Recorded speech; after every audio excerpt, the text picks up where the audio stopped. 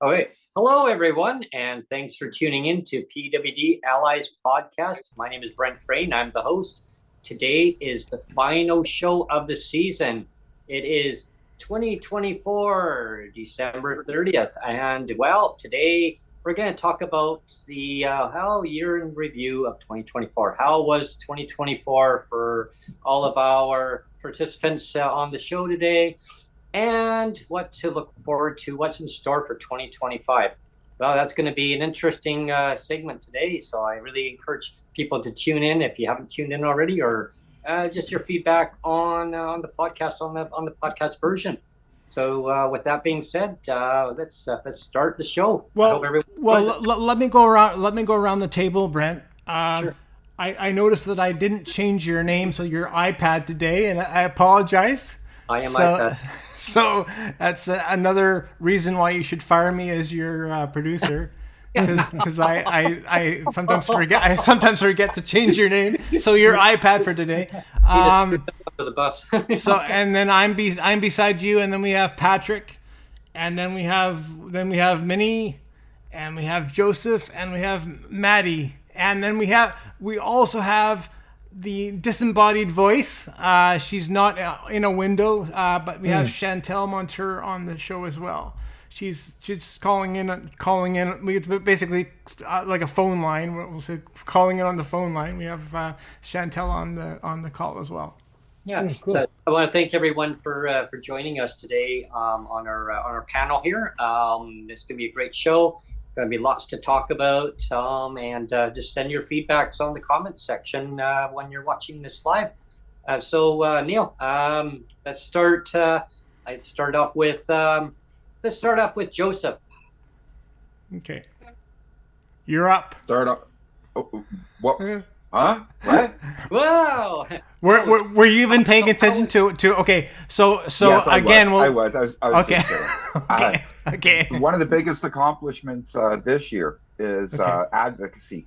Clearly, as you all know, I am an avid supporter of the Canada Disability Benefit and what it can do for Canadians if they actually did something about it. But they decided they want to kick the can down the road.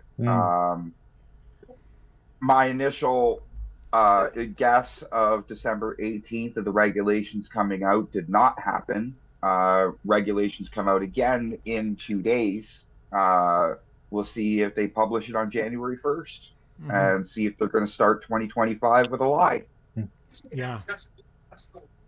Interesting, yes. It'd be very interesting to see if that actually comes to fruition for sure. What do you see in 2025, Joseph? What do you see coming to store for 2025?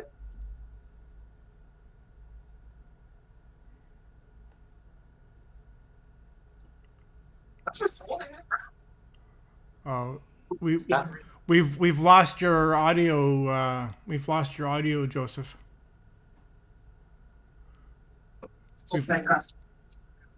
We've lost Joseph, the audio. Maybe we can. No, I'm here. Okay. I was trying to signal I was answering a phone call. Okay. Still on the clock. Okay. I have to learn charades. We need charades. Yeah, we need to have a course. We need to have a crash course in charades on the show on the podcast. I thought maybe 2025. So what was going to happen on 2025 there? I don't think we need a crash course on charades. Our journey as advocates is all a bunch of charades with governments of every level. Yeah, touche. Yeah. Unfortunately for them, they like to play the charades without the words. Yeah. Let's go to Minnie now. Do you have any feedback, Minnie, about your successes and what do you expect in 2025? For me, I'm good. Yes, dealing with Ontario Disability Support Program is annoying, but I learned to be persistent, consistent, and stubborn. And I'm now able to access all of my money from ODSP because they released the Pay Direct. They stopped the Pay Direct because the whole Canada Post strike screwed up my rent check being paid out. So my next deposit on my ODSP is my full amount in my bank account. I maxed out my registered disability savings plan. I actually met my MP, Christian Wong Tam, She's being nominated again. Like they're canvassing. I already know who I'm voting for long before everything is happening, only because writing letters to my MP happens to be the party that actually responds back. It's not happening from the Liberal Party that's supposed to be for Toronto Centre. It's happening for NDP. So with that happening, I keep hearing an echo from Angry. Can you mute her? Actually, I wonder if I can. Right now, I've got her window hidden. Yeah, so if you could mute your mic there, Chantel. It looks muted right now. It looks muted right now. Good. So for me, things are good. Like my disability is not going anywhere. I still have multiple sclerosis. Lesions in my brain are still there. Like bipolar disorder is still there. If I relapse, it's still there. Medication, I have sleep apnea now. I stop breathing in my sleep 32 times for 10 seconds. That's scary. That's scary stuff. Yeah. Exactly. Yeah. And we couldn't get my CPAP machine because I didn't have the 125 because ODSP wouldn't cover it because the CPAP machine I have connects to an app. Then the app connects to the doctor's office that reviews how I'm sleeping. They didn't want to pay for it. So then I had to get mom, dad, and grandma to rally together, put money together to get it done. Luckily, they both gave me money for it. They both gave me more than I needed. So whatever's left over went to my disability savings plan. And then December, because specifically for me, my registered disability savings plan is deposit $5,000, the government gives me $10,500. And it's not like, do less and do half effort. Either you do all of it or you don't get it. So me training my parents, this is what we're doing. There's no half measures. There's no half-assing anything. There's no pay a little bit now and then do it next year. We're catching up right now. If they don't do it, I don't get it. Luckily, I got what I needed. It's maxed out. I waited for the government to put the disability grants and bonds in my account. And the big thing is people with the disability savings plan or tax credit, they don't open the registered disability savings plan. If you don't open it, you don't get the money. So you're sitting there complaining for what? If you don't do all the parts, you're causing a problem for yourself. Well, you know what? And I mean, I was able to open a registered disability savings plan, but the problem is, I think for a lot of people, even if you open it, I could only afford to make one contribution and one contribution only. And even with that one contribution, it's matured up to I think it's $17,000 now with one contribution. Only so exactly it's amazing limit, and my time limit is different. I have a longer time limit because I have a longer time limit. I'm able to use all those resources for the longer time of investing. But there's people who are younger like me. They're in their 30s, they're in their late 40s or early 40s. They have more time, but they don't do it. They still I have this, but I'm not using it correctly. If you're not using it correctly, it doesn't matter what you do if you don't use it correctly. With everybody now rushing to try get the disability tax credit and everything, if it doesn't matter if you get the Canada disability benefit, that thing opens your doors to more things. One comment I wanted to actually have one comment to open up to the whole entire floor here is and because I think everybody on this podcast knows that you and I, Brent, are from BC, and everybody here is basically out east. And very, very familiar with the ODSP, the Ontario support, the disability support. And, we do know that the financial level of the ODSP is less than here in BC. But one thing I wanted to note, and I think you've noted it too, Brent, is there, even though the amount is a little bit lower than here in BC, it seems to me that the way they structure the ODSP, there's more kind of pockets of money that people can draw into. Like you were saying, there's you've mentioned before, Minnie. There's a what is it, like a business? There's a business pot of money that you can starting a new business entrepreneur thing. They have that. I mean, I know where every dollar is in Ontario Disability Support. They don't have access if they choose to access. Yeah, they don't. They don't have all those little pockets of money here in BC. They just have here's your money and that's it. Whereas it seems to me there's other benefits. Remember, I read every policy across the country. Yeah, that's true. I read every policy. I know where all your money is. Yeah. It's a matter of, do you access it and do you have the ability to access it? So I know it's there, and I know people are not accessing it because they're complaining about the monthly amount. Yeah. But if you're actually using the entire program, I even found Nova Scotia has a calculator on their website that calculates exactly, if you make more money, how much do you get from Nova Scotia's program. So don't tell me that, there's only pockets of program and whatever. You have to be accessing the things that you need from the program. Yeah. Okay, Maddie. I found every one of them. I found every program across the country. Yeah. They're all there. So in Ontario, we have several small bits of money. So there's a special food diet if you have certain conditions. Yeah. There's something for if you're pregnant. There's an additional amount that you're given if you're in your first year after giving birth. There's an amount. There's an amount $500 every year that can go towards improving your life or helping getting into work or whatnot. It depends on your worker. A lot of these things they're not visibly out there on websites. They're behind the scenes. They're in the regulations. They're in the things. If you have a good worker, they'll let you know of these things.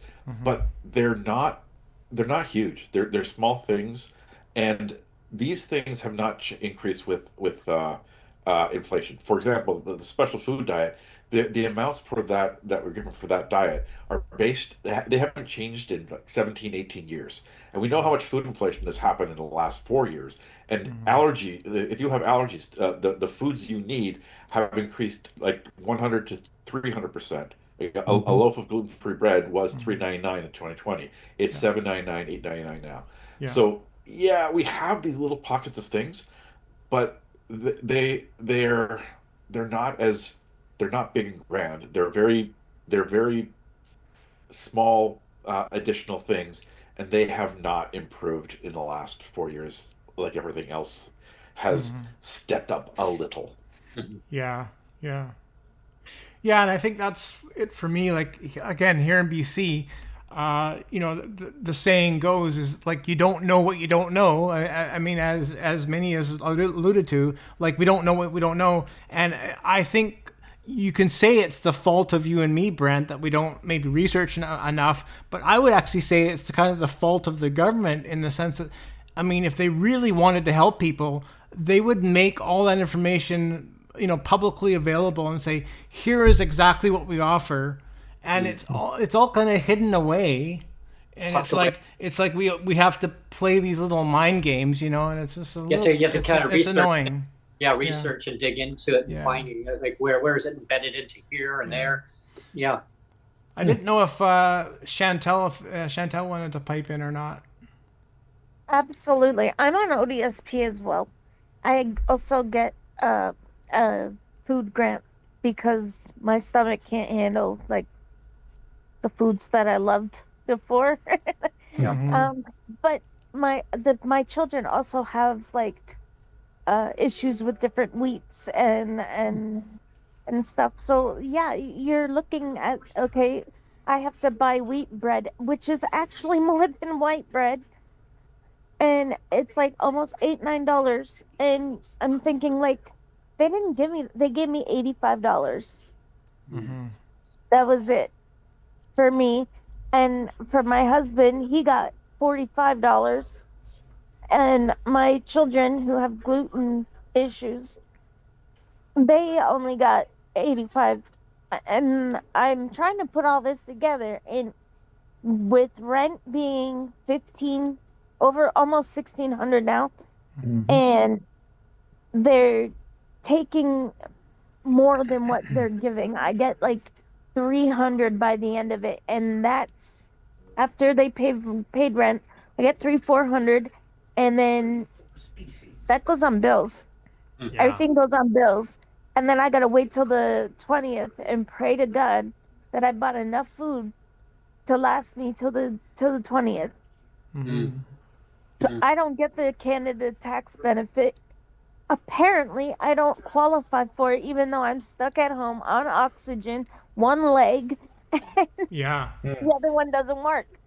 Well, again, I want to get Patrick's 2 cents too, but I wanted to say that that I've been getting a lot of feedback lately from friends, and I have one friend that said, I listened to your podcast, and he says, I think you're focusing too much on the whole legislated poverty thing, and what you really should do is focus on the fact that really everybody that has a disability, the added cost for a person with a disability, it's like 40% more. Like we talk about the Crip Tax, right? It's like, you're a person, and you can add 40% to whatever your costs are, because the disability adds those costs. So he was saying that yes, maybe legislated poverty is a thing, but he says maybe what we all should be focusing on is instead just the added cost of just the disability itself is 40% markup. What's your feeling about that, Patrick? To put you on the spot a little bit. Well, yeah, it costs more to be disabled, doesn't it? I mean, just maintaining myself with diabetes type 1, if I didn't have the coverage, I'd be out of pocket $1 every time I take a blood sample, the pricking. And if I had to pay for my Dexcom out of pocket, there's no way I could do that. So that was what qualified me for a disability tax credit, in addition to some other things that I have to look after. But I watched something the other day that got me thinking about what you were just talking about, and how fortunate we are to be in the southern climate of Canada, because I saw this thing about what it costs to live in Nunavut. And I used to have customers that bought cell phones from my store and had them airlifted up to Nunavut, because stuff is so much more expensive there. Like a case of water is $36 for 24. Oh, wow. An orange is $7. So you imagine living in Nunavut with a disability. There's just no way we could do it. And even if you worked, I just don't know how people will survive on what the Northern Allowance is, Yeah, no kidding. Yeah. So exactly. What do you see some of the accomplishments in 2024, Patrick?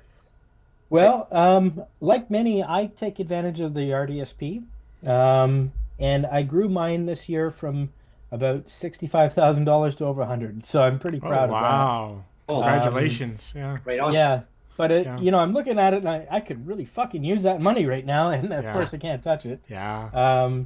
So it's I know it's there for the future, and if I'm not here for it, then it's here for my family, to bury me or whatever. So it's kind of like preparing for the future. As my site is failing, I know that I'm going to need to pay the cripple tax for getting stuff delivered and things like that. What do they call it? DoorDash or Yeah.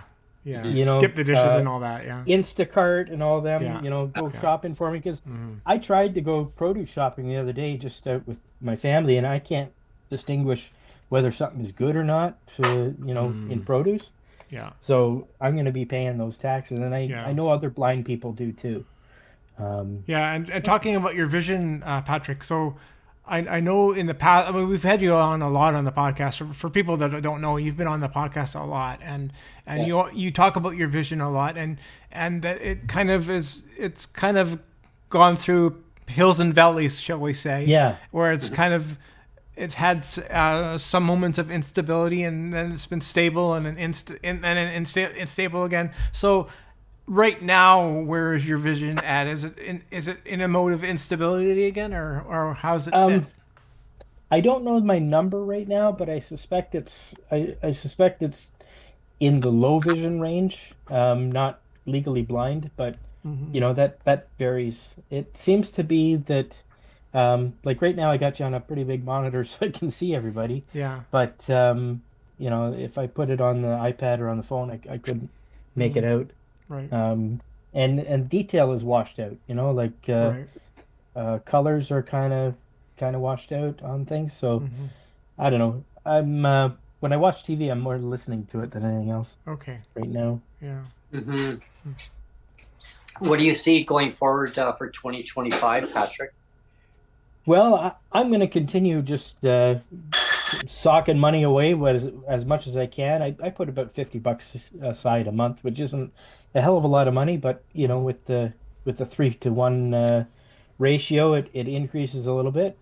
And just preparing for, you know, the eventuality that I'm going to be on my own again. You know, at some point, I can't rely on my folks forever. So, you know, it's socking money away while the sun's shining, so to speak. You know what I mean? Mm-hmm. Yeah. And you know, I didn't even know that was available. So you guys just brought it up. I didn't even know that was available to me. Oh, the disability savings plan? Yeah, the wow. RDSP. I'm just learning about this now, so I was like, oh my God. Well, where do I get that? Yeah. It's tied to disability tax credit. You have to qualify for the one to get the other. As long as the disability tax credit is open and approved and active, the letter that you get that says you're approved for the disability tax credit, you bring it to a financial institution or a certified financial advisor or a planner, and they can open the account. Mine's with an independent financial advisor. So he opened it with Allied Capital. Allied Capital doesn't charge any fees on a registered disability savings plan. If you're comfortable with your BMO or TD Bank, you can go in there and do it. But with TD Bank and BMO being retail financial products, they switch to financial advisors a lot. So it's better to find an independent financial advisor who's certified financial advisor. Yeah. And it's basically like the credentials they take. Certified financial planners basically go to school for 5 years to be a financial advisor, while financial advisors at BMO and things, they just take a course and learn mutual funds and stuff. But the point is having someone who teaches you what your investments are doing. Like my global dynamic real estate fund gave me a dividend for $157. It stays in that plan. ODSP is never going to touch it. If a caseworker wants to give me troubles, I will fight them back on it, and I would win. It's that simple. Yeah. You gotta know your rights. And that's why everybody needs to tune into our podcast so that you know. I talk about it all the time. I know. Yeah. But like, I don't just talk about it on my channel anymore this year. I also talk about it on the Dr. Vibe show. Yeah. And he has his financial advisor, Wayne, on there. He gets everything with ODSP wrong. So financial advisors and disability, typically they just sell you insurance. I don't need insurance. I need to make sure my investments are growing the way they need to grow within the rules of ODSP. Sometimes Wayne will give advice, oh, this won't affect ODSP. I go, yes, it fucking will. And I could show you where. And that's the thing about financial advisors where, okay, great, I work with people with disability, but they only focus on the disability tax credit, and they only focus it based on how well they can make their commissions. They're not in it for you. It's my money. It's not your money. It's mine. And I have to make sure it's there for me to exit off a disability. I literally am waiting for ODSP to tell me my assets are too big. Yeah. That is the 5-year plan. And I just asked AI, how do I do it in 5 years? So if AI can explain it to me how to exit ODSP in 5 years, any human being can do it. Yeah, exactly. Maddie, your mic's muted. Go ahead. Yeah. Your RDSP isn't included in your ODSP asset limit. It's outside of it. No, it is, but people don't know that. Like there's your ODSP asset limit, then there's your asset limit outside of being ODSP. Yeah. So great, we're on ODSP, we have rules around ODSP, but if you walk away from ODSP, you have your assets. So like the financial literacy needs to be educated because the way that people on ODSP think, oh, ODSP this and ODSP that, if you were no longer there, you focus on everything on your own without them, and you never have to check into a caseworker ever again. If there were two things that I really wish that we, if there were two things that I wish that ODSP workers could be trained on, it's financial literacy and it's self-employment. You know, those are the two areas where they don't know how to advise people because they don't know all the rules, and they're taught they're taught in a box. It's those few workers that go outside of it and that actually learn about things like RDSP, learn about the changes that the federal government does here and there. they're great, but for the most part, they just don't have a clue, and they have too many cases Yeah. to get a clue.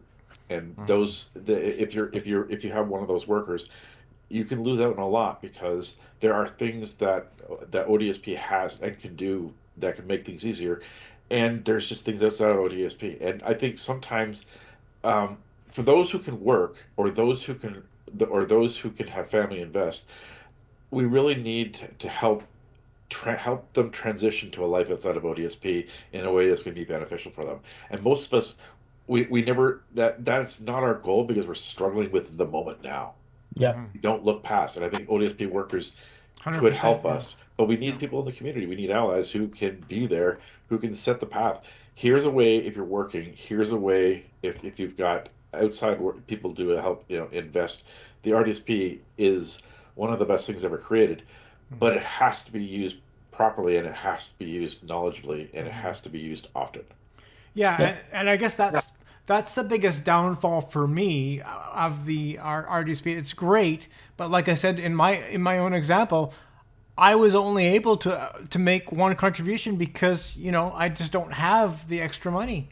So I would have loved to contribute more, but I just economically I just could not do it. I could only do the one. We're also forgetting I got how lucky. many registered accounts the government of Canada lets us have.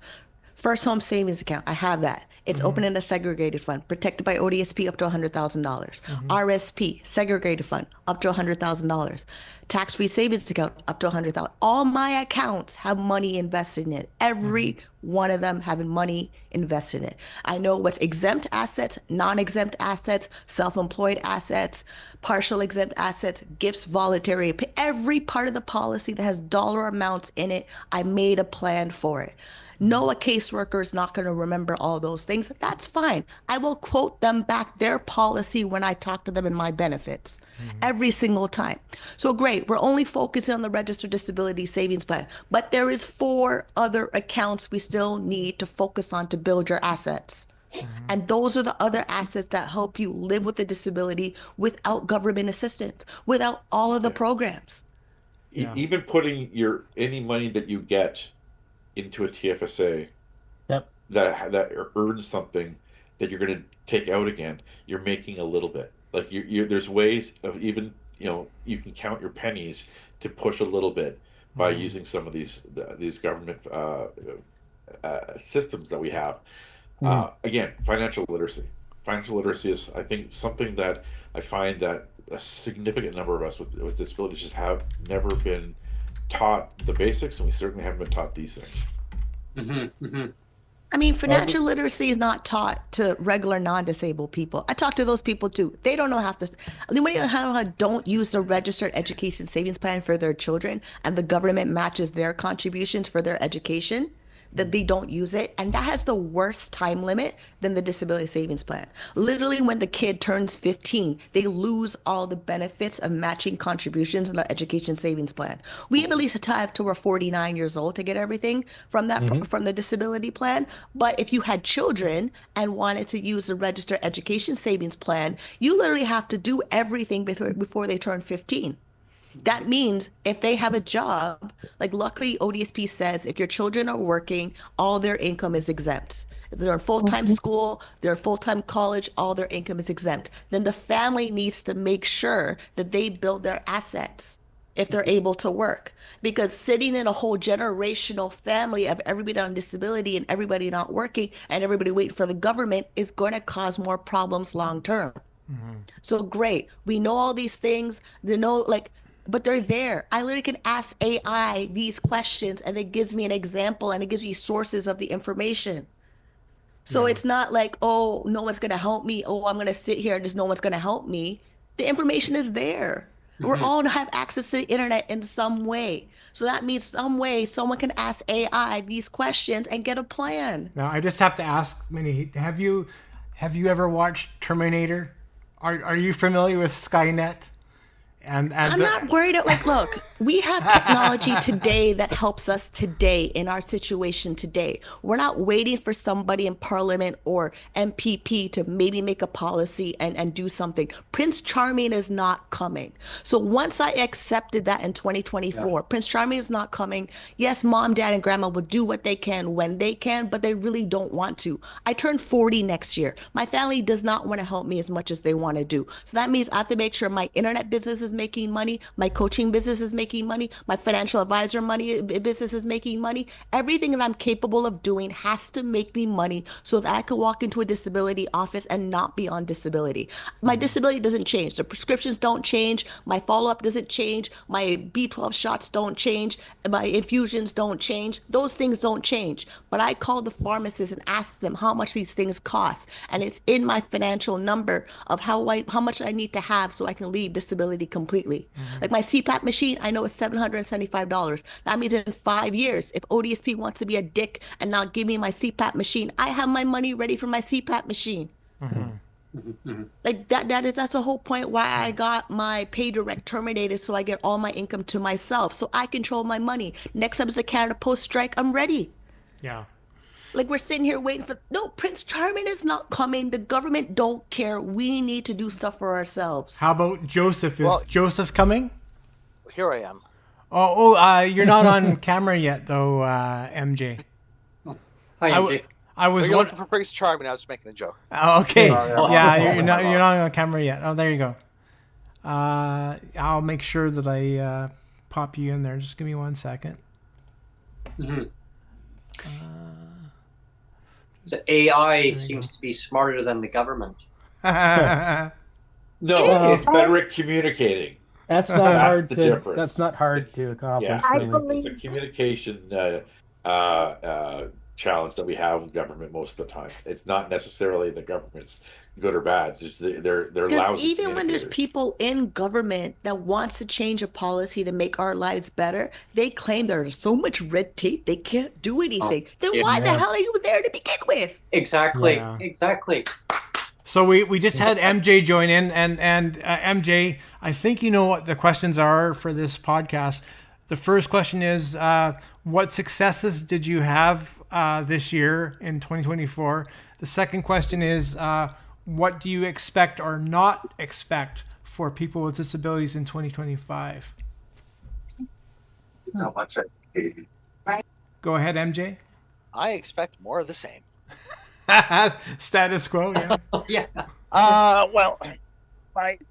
Well, they were basically going and saying that the budget is overwrought for PC and that we don't have a budget, so I'm expecting them to basically say to keep disability numbers exactly what they are, and that's the bottom line on those numbers, right? I mean, I'm just looking at this from the point of view of when you take a look at the news, they say, oh, we're 20 billion over drawn here, blah, blah, blah, then that means for disability, there's nothing. Yeah. Do we still have? It's all the priority. It's all the priorities. Yeah. Do we still have Joseph on the call? Yeah, he's still here. Just is mute and doesn't have video. Okay. I just wondered if he's still there because what were your what were your successes in 2024, MJ? In 2024, I really don't know if I had any real successes.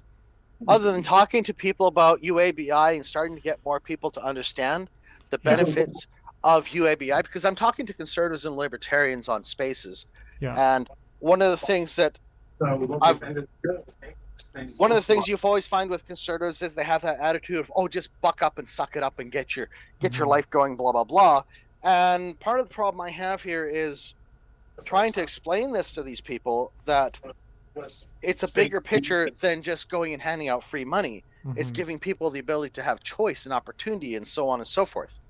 And this is the problem that we're facing, is a lot of us are, when you've already been audited once or twice, you get gun shy about actually going and doing anything to go and benefit your situation. Yeah. Yeah, I've been through 7 audits now. 7, wow. Yeah, Quite a few. my worker does not like me. She hates me because I like, I'm like, I'm getting into the financial stuff and learning about the different things that are out there, like RDSP, like I just learned about today. And I'm like, no, I love to do crafts and I can sell crafts. My daughter, she makes amigurumi like it's no mañana. Like she's got a big appa in her room. It's like a 7-foot appa that she created. So yeah. So she does all these, like she's got a 5-foot turtle and a butterfly. She's got all kinds of things. And she could sell them. But my daughter's so nervous that she won't even show them. So, like, you have people like that aren't willing. Like, I could get her the $500 grant, and they're like, no, that's not a business. It's in the policy. Like this whole thing of your caseworkers being this, it's in the policy. I quote back their policy and I get AI to write a letter to ask what I want this year. Like July, I got back more money on special diet, my employment startup benefit. I naturally plan every July to get more money from ODSP. And I naturally plan it with the intention of to be competitive employed. I use back their exact words right back at them. So when I hear people saying their caseworker this and their case, let me write you a letter. Like it's like, because I've done it this year. I've done it to 2 people this year that I met that have said they're on ODSP. And it's free. Go ahead. One of the problems.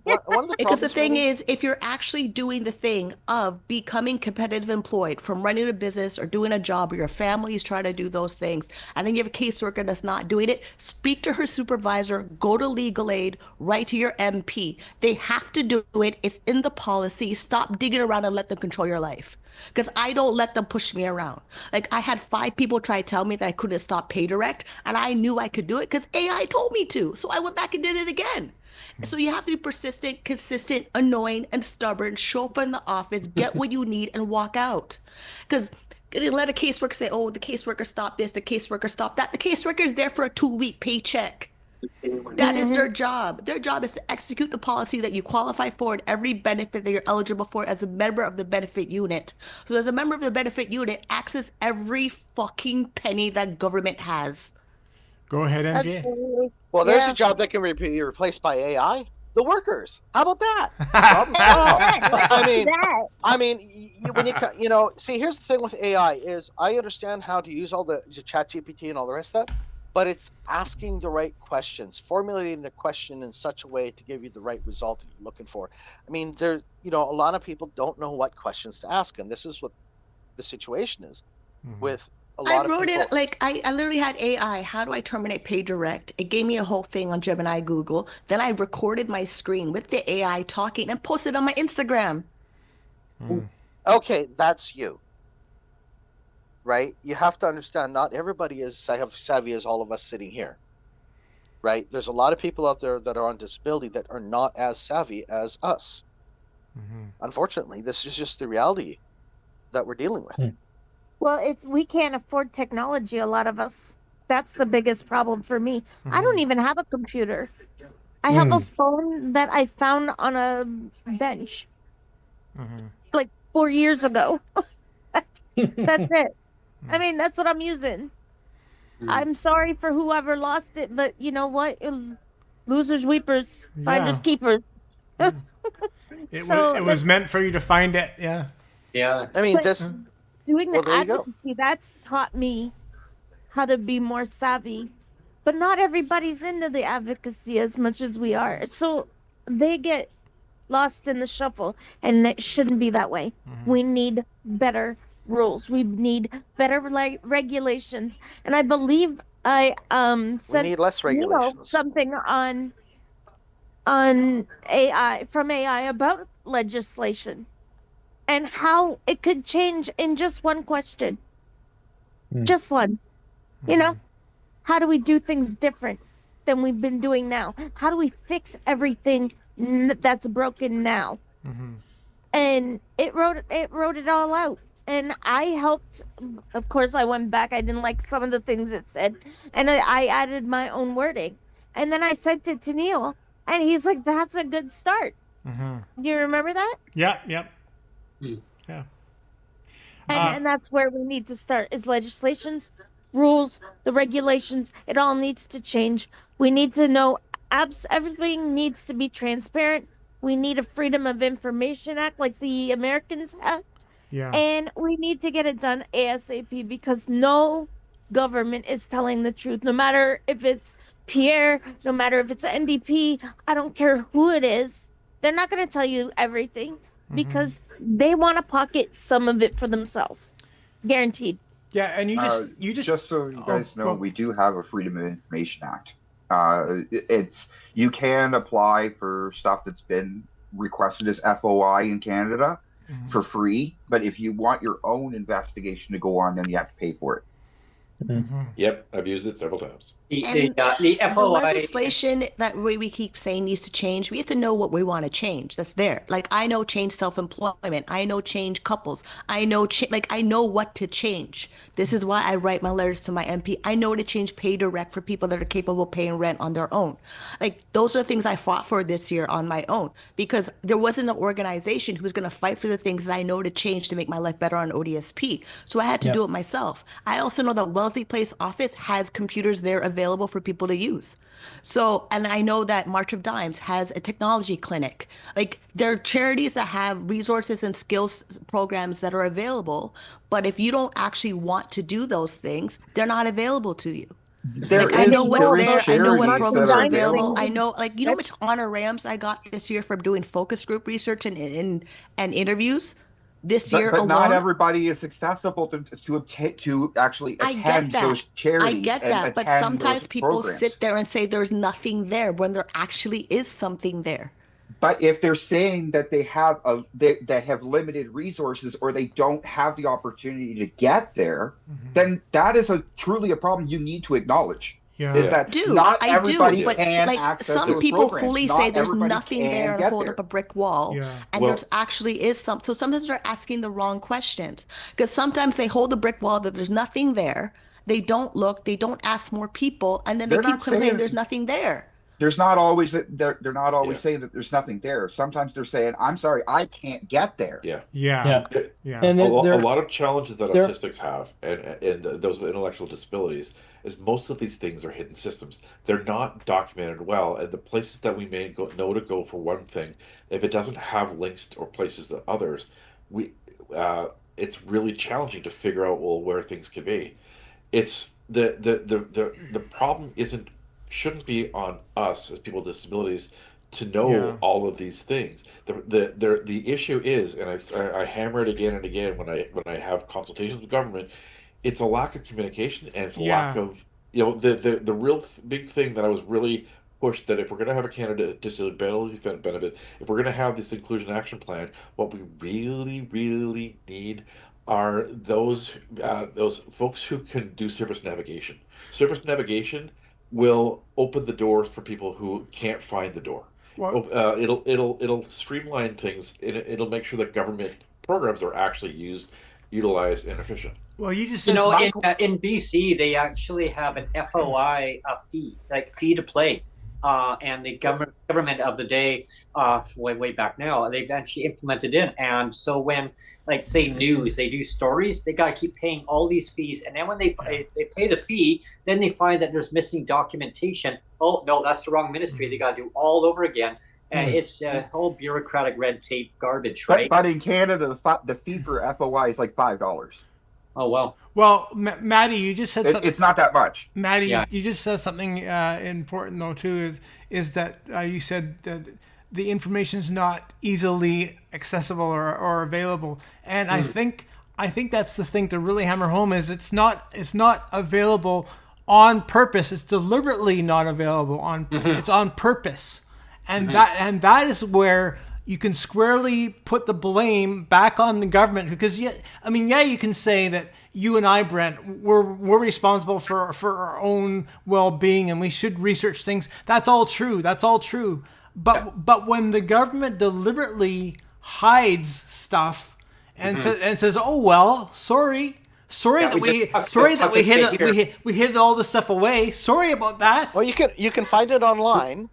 Yeah, find it all online. But it's all buried behind a whole bunch of always. I have a question for everybody. Sure. I have a question. So aside from the Canada Disability Benefit, aside from that, what has the Disability Action Inclusion Plan done for you?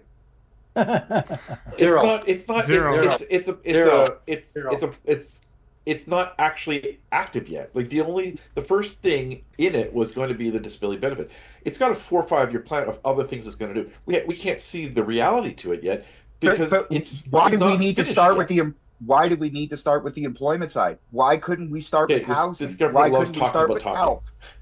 Oh, I know. See, well, I think it's so multifaceted, and here's the biggest problem I see is our Constitution has 2 separate levels of responsibility, and social services and disability and a lot of these things in health and insurance and all these things are provincial. So the federal government doing something, it has got the ability to incentivize and guide, but not to direct. And so the federal government, it's really challenging when we hit these things because we're relying, the provinces should be doing this. The provinces should be doing 100% of this, right? Yep.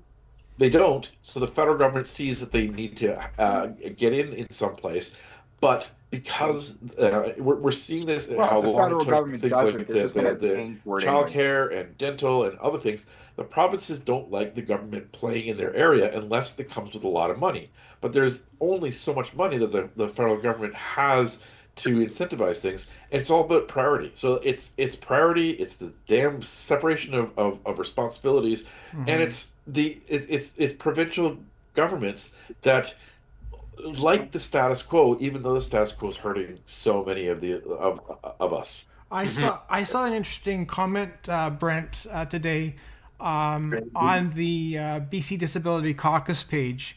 Oh, yes. And you and I both know what that page is, and they do great stuff. They just basically post a bunch of basically repost articles that highlight the inequalities for people with disabilities in BC. And one of the comments, it was just a comment from somebody just typed in a comment, and they were saying that for context, I was born in 1968, so I'm basically a 70s kid, right? And you're basically a 70s kid too. And one of the comments made was, all of us advocates that were 70s kids, we all kind of grew up like sort of militarized and kind of angry, the whole ADA. Like we had our friend Aaron Richmond. He's an American, and we talked about the Americans with Disabilities Act, right? The ADA, and there's really no equivalent here in Canada, but that was born out of a whole bunch of angry people with disabilities in the 70s. And anyway, the comment that was made, and people can disagree with it, I'm just putting it out there. Yeah. The comment that was made is that that we had those people in the 70s, like you and me, Brent, that were like angry, like activist people, and now the comment was like, it seems like in the 2000s and onward that more and more advocates are getting more and more kind of neutered and quiet and compliant. And so what's everybody's take on that? Well, in Ontario, we've had the AODA for 20 years, and it's still not into effect yet. Wow. And I'm a 90s kid, just letting you know. And you know what? I'm as big an advocate as you guys, but I think it's because I grew up tougher than most. Okay. So I've learned the ins and outs of the way those streets work and the way disability works through trial and error. I've been, from the time I was 15, trying to get on ODSP because I had issues. I've had juvenile arthritis. My parents didn't get extra help for that. I needed K-tape all the time. It's just they're steered not to give you money. The way they're set up is, okay, this is what you get. And that's what they tell you. This is it. This is all you can get.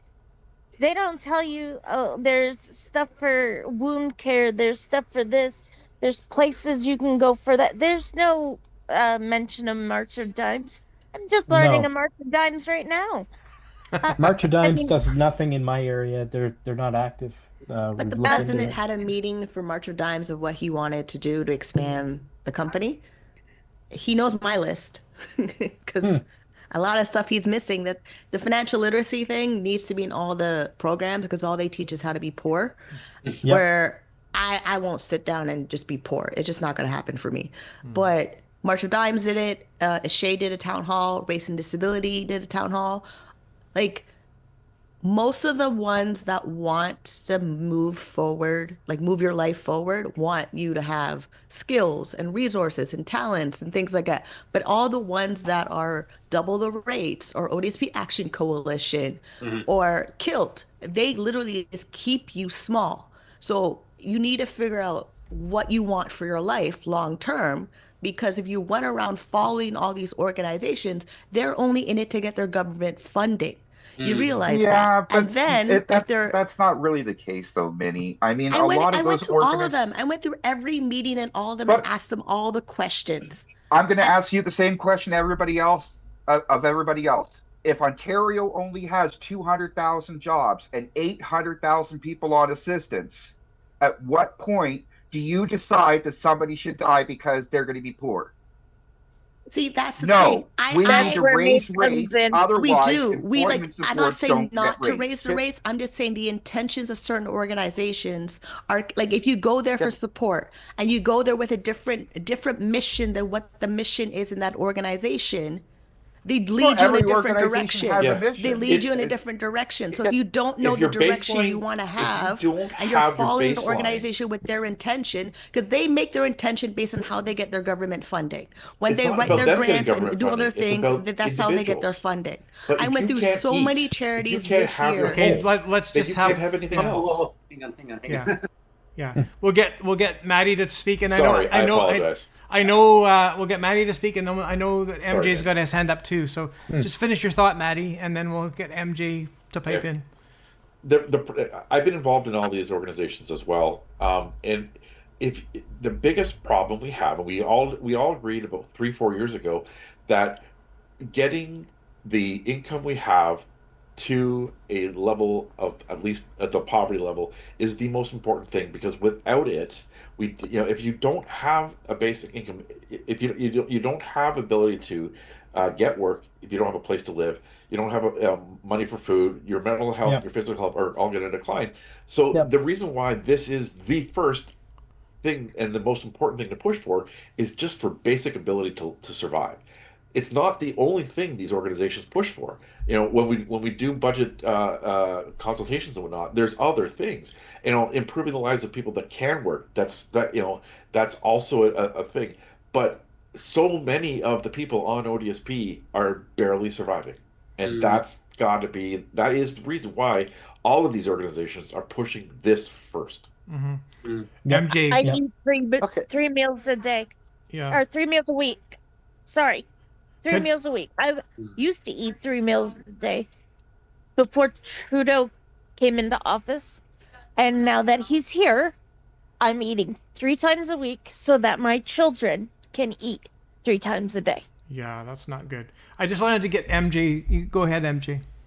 I mean, I think the bigger conversation here is that something that Vinny just touched on is all of these organizations that are about, quote, helping people that are on disability are basically, most of that money is going to ensure that they continue to be viable to stay in business.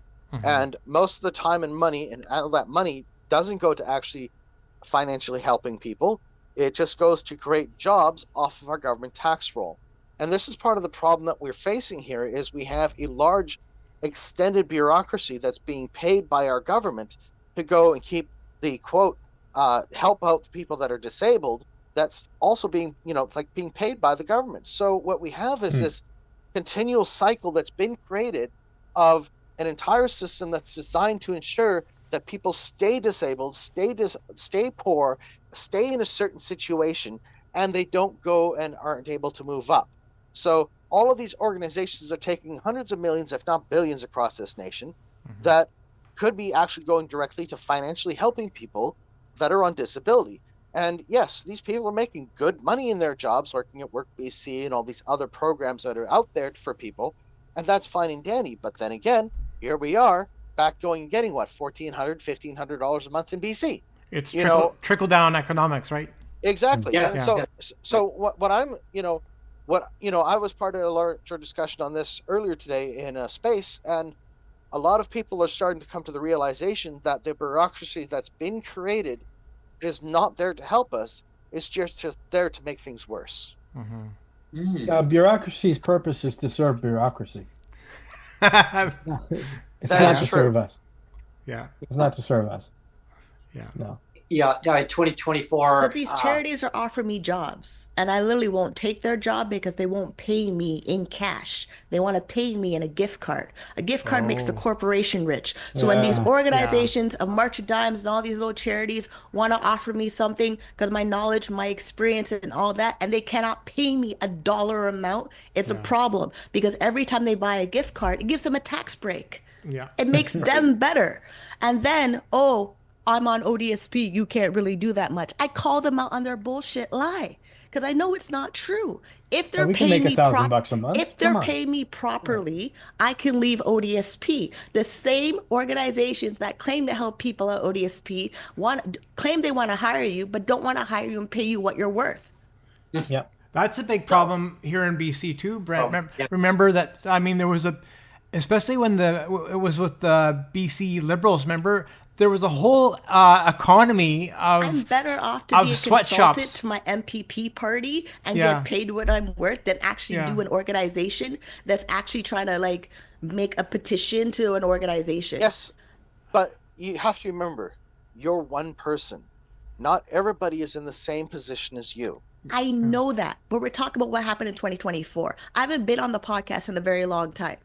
So these are the things I've been doing. This is the stuff I've been trying to research to figure out where I'm putting my money. If my assets are getting bigger, where do I donate my money in these organizations? How do these organizations treat me as a person with a disability? Like MS Canada won't pay me what I'm worth. Like they want me to volunteer my time with them, only volunteer my time with them. I go, no, my time, my knowledge can make money. So if you, the organization with all this money, all these shareholders, all these investors, you know how many times in their newsletter they say who donated them money and how much the money been donated from them? The whole Taylor Swift thing. Like every matching donation of Taylor Swift to Food Bank Canada, that money couldn't go to actual people to buy food. But they had to make an auction and make this big, huge production with Taylor Swift and all that stuff. We didn't need that.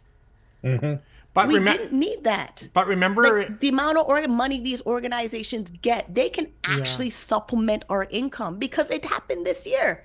It literally happened this year. When I do my budget review, how much did I get in honorariums and gift cards and organizations from organizations within the policy of ODSP? It was enough to supplement my ODSP. It was enough to supplement my disability stuff. It was an option for me that I asked for, that I demanded for from these organizations. So I understand not everyone is able to do it, but the fact that I am doing it shows you what's possible. remember, I'm not sitting here waiting for them to hand me something. I am asking them to give me something based on what I know I'm capable of doing. The tools, remember in when the BC Liberals were in power here, Brent, Yes. a big pillar of their whole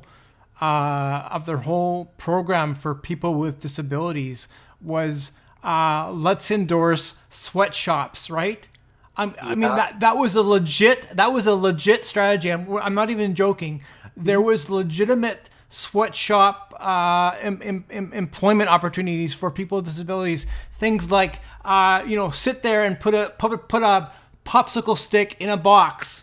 Remember we had Tamara Taggart, and she talked about her son having to stack the juice boxes at lunch for all the able-bodied probably kids. good. I mean, they literally had those types of jobs, quote unquote air quote jobs for Right. for people with disabilities, literally sweatshop job, and they were like, what were they, like $2 an hour to put popsicle sticks in boxes. And it's like, look at the jobs we're creating for people with disabilities. It's disgusting. It's disgusting that they did that. Disgusting. Really, and really the part disgusting. the part that really gets me is like they say the jobs plan. Like, look what we're doing, and like doesn't matter which government's in. Now, you look at the Liberals. Like, I'll look at BC. Like, we had the Liberal Party, then we had the Green Party with the NDP, and I remember the first time that I went in to see the then premier. He wasn't premier then became the premier BC. We sat down, Sonia and I went in, we had a meeting, and said, well, you don't have a job. And I said, well, I had a job. I can't do that kind of job, that kind of work anymore. Work for myself would be better. Oh, no, there's all sorts of jobs out there. I mean, it was the jobs, and it's just like that narrative, and it's just the copy paste as they go along. As you give the person the tools, and maybe they can blossom, but you give them the basic floor to work with, and then you give them the tools, and you say, hey, here, this is if you can do something, great. If you can't, well, but if you don't give them the proper resources, I can give you a quick overview of 2024, where I see the successes, where I saw things at, and then 2025, where do I see things going? Kind of like everyone said on the podcast already. 2024 started out as a very unique year, right? We optimistic. We wanted to see change happen this year. We know about the CDB. It's been topsy-turvy. It's gone from really good to next to like zero. Like who knows where it's going to end up. A lot of red tape involved. It's like throwing hand grenades at each of the governments. That, your turn. Yeah. And now I look at it as saying there's so much red tape, bureaucratic bullshit that's involved in it, all the hoops to jump through it. But then you get the provincial government in BC who relied on the CDB because they didn't put nothing in their platform and saying about the rate increase. So they said, we're going to wait on the federal government because that's what they're going to do in 2025, in July of 2025. Well, we know that most people are not going to qualify for it. And if they do, it's going to be up to that 200 per household, not individual. So now it's going to be not even breadcrumbs, but then the government's going to say, well, the government did do it though, didn't they? And so what do I see going to 2025? I see more status quo. Yeah. I see BC government saying, due to economic downturn, we're in a recession. Yeah, we're have to tighten our belts, but there's more to do. Don't worry. Like, we have your back. Don't worry. But meanwhile, all the government workers are now getting a raise for the new union contracts, and everyone else is getting a raise, and the rest of us out here are still getting screwed. This is sort of the status quo. Just let them out of eat cake. curiosity. And anyways, Maddie's had a hand up. Go ahead, Maddie. It's falling off. You're a very patient actually, fellow. I take my physical hand down. We've been going through on our podcast at Above and Beyond the Accessibility and Disability Podcast. We've been doing the 12 days of AOD, counting down until the Ontario is barrier free, in a very sarcastic measure. But one of the things that we were talking about lived experience, and I realized when we're talking about expertise of this and that, and what Minnie says is really we're beginning to know our value, and it's organizations need to pay us our value. So I realized the term lived experience isn't enough. We need to talk about we have lived expertise. Yeah, we are at a level playing field with those around us, and if you want our expertise, it comes with a cost. And I've seen more and more of a shift. More organizations are willing to pay for this. It's not everywhere, and it's still probably not at the amount that it should be. But I look back 4 years ago and now, and I do see this push. But it is so important that if you want those of us with disabilities to guide you in terms of how to support us, you need to pay us. You need, volunteering. We are always at a it's not a level playing field. If you've got these people that are working for organizations doing stuff and are volunteering their time while they're working, it's actually they're being paid for their work still. They're being paid for their time and their money. When we who are not as employed are doing the same thing, we are not being paid for it. And that's something that there's a shift, a culture shift that needs to happen. And I think really by getting rid of lived experience and calling it lived expertise, we may be able to plant the seeds that there's inherent value in what we do. And it's not just about what we've done, it's about the whole, everything that comes with our life, living it is a value that is a value add to anybody that is looking for what we know. Interesting. I was able to get a full scholarship paid for a U.S. course to be a certified coach. They paid for it. They gave it to me because of how openly I talk about what we're talking about. So I send them the invoice. Liberal Party want to do consultations. They said, oh, send us the invoice. I sent them the invoice. The invoice was more money than their budget allowed, but I sent them the invoice. Yeah. Like I don't even let them tell me the price. I tell them my price and I send them the invoice. Show me the money. But that's what it is. Like, yes, I have lived experience. I've lived expertise. I know what to charge it for. Like this year, someone paid me $200 for financial coaching because she has a disability. She came off her employer disability. She paid the $200.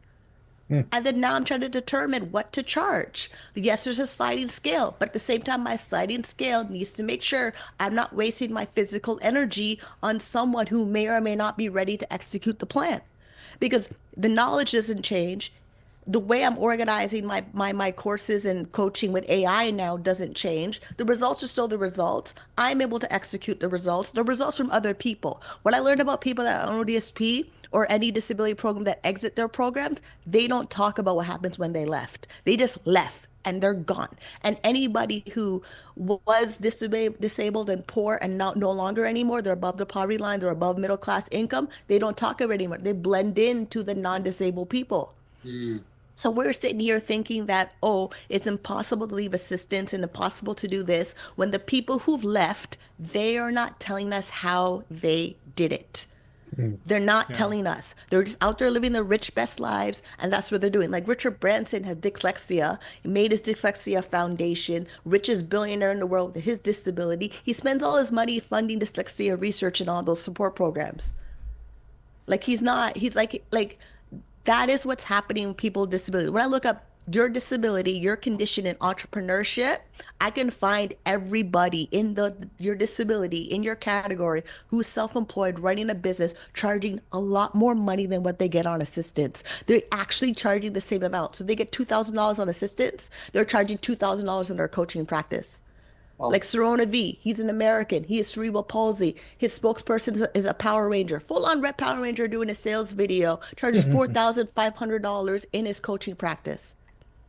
Runs ads on YouTube, runs ads on Facebook, has a book on Amazon, has all those things, and his coaching practice is $4,500 US. So that showed me, one, I'm charging too little. Two, I'm talking to the wrong people in entrepreneurship.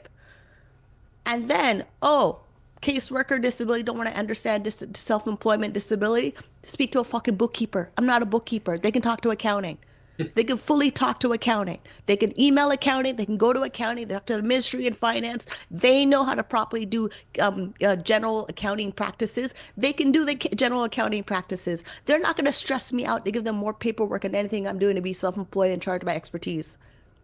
My friend Kent, I just talked to him the other day, and he was saying that he's basically done kind of the editor producer kind of work that I do, like all the stuff behind the scenes, not even on the podcast. He's saying like, all the kind of editor producer stuff that I do, but he said actually way less than I do. He was saying like, I'm only doing a fraction of what you do on the podcast, Neil. And he says like, I get paid like $700 an hour sometimes.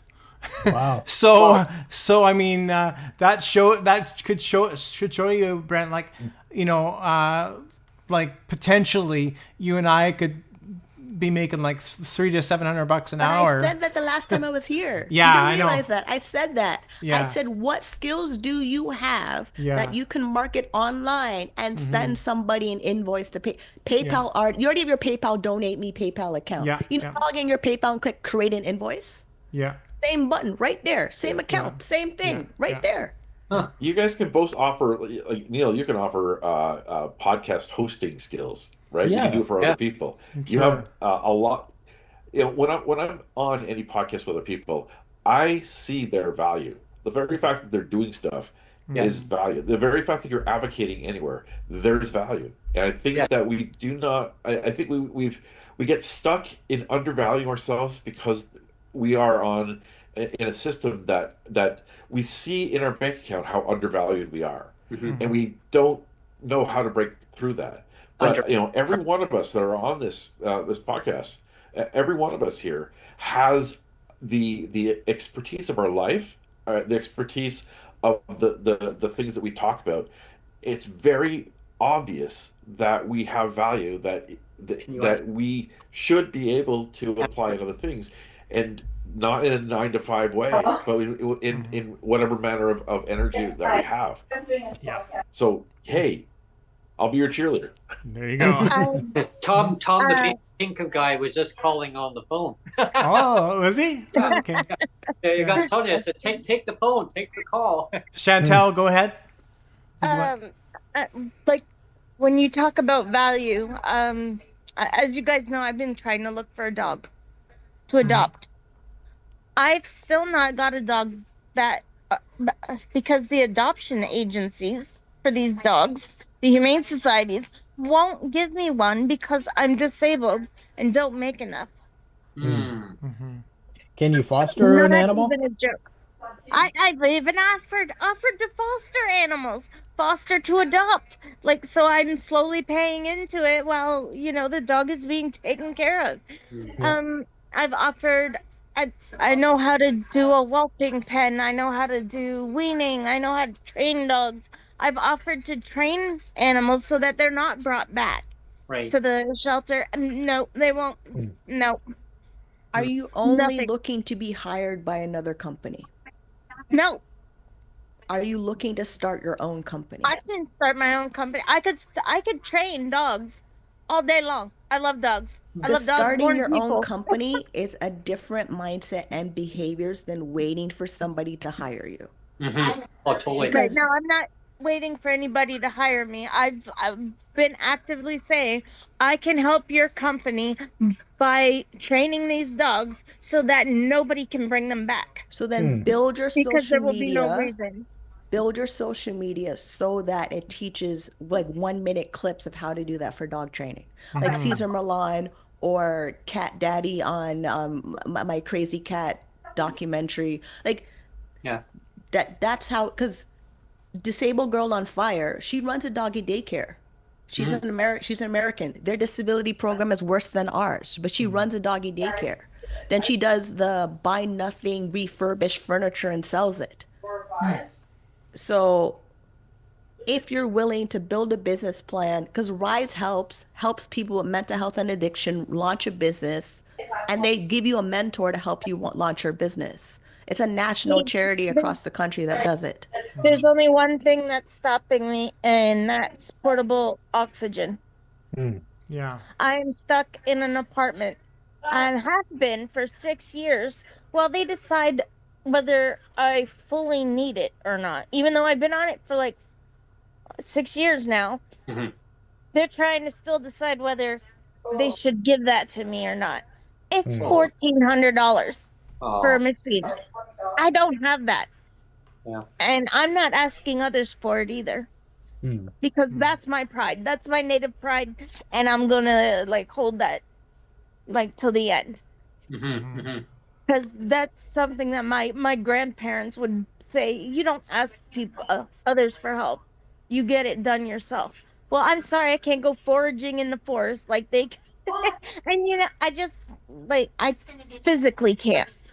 Yeah. right now. But some of But our if things I that our could, family I would. teach us actually doesn't help us. Like if I listen to my family, they would think I'm fine. They weren't there when I'm psychotic. They weren't there. Like some of their advice actually is not needed. You have to have a filter of discernment of filtering out what advice is good for you to make your life better and what advice is not. Holding on to pride, not asking for help, also my problem too. But I learned that being in this country that has the wonderful resources it has, make your applications. Ask for the help that they offer.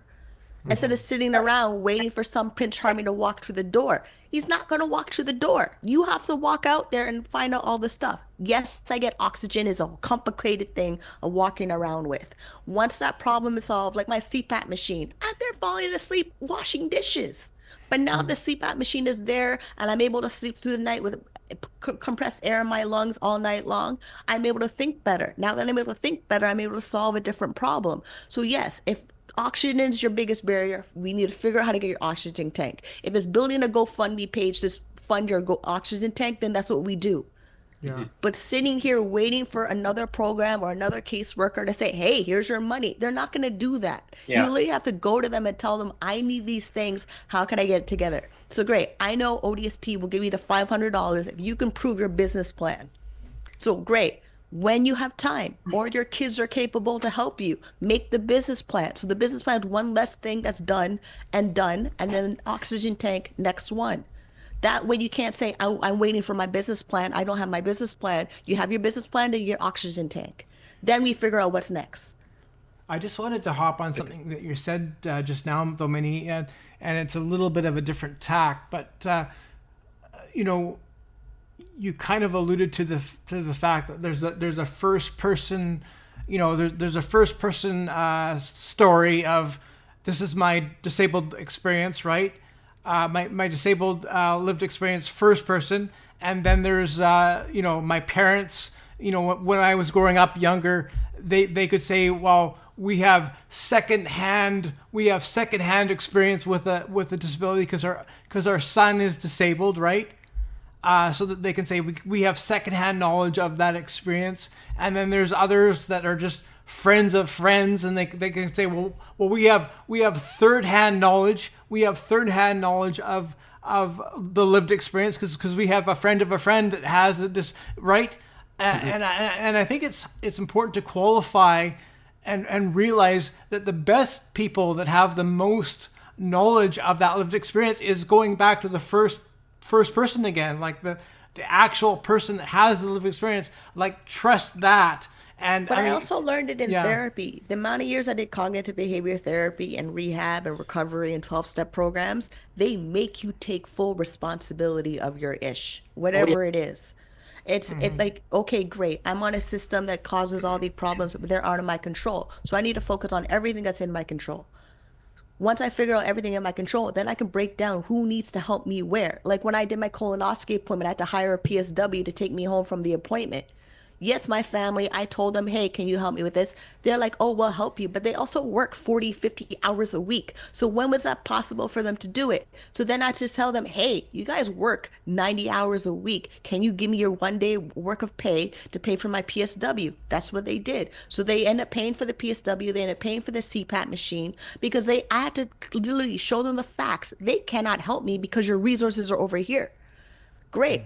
I filled out every form, every paperwork that the doctor is supposed to fill out to get my medical assistant, everything for the CPAP machine, my compression socks, everything. Doctor filled out her form. Then I have to find an authorized dealer to give me the CPAP machine and my compression socks. I found a miserable old lady selling my compression socks. I don't like her, but she knows how to fill out the form and get what I need from ODSP. So I'm going to go there and go get my compression socks.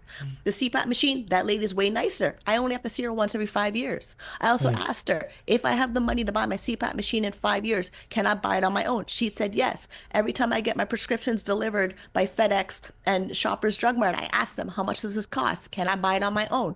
And I plan to do it. Like therapy, if you're able to access therapy. Now that is a whole different discussion of why we can't access mental health, because we need our mindset good to change our habits and belief systems to actually tackle all these issues. They don't happen if you don't have a good worth of yourself or self-esteem of yourself or self-image. That is the hardest part. And that took the longest for me to fix. Once it's there and I had to reinforce it. I met Tony Robbins this year.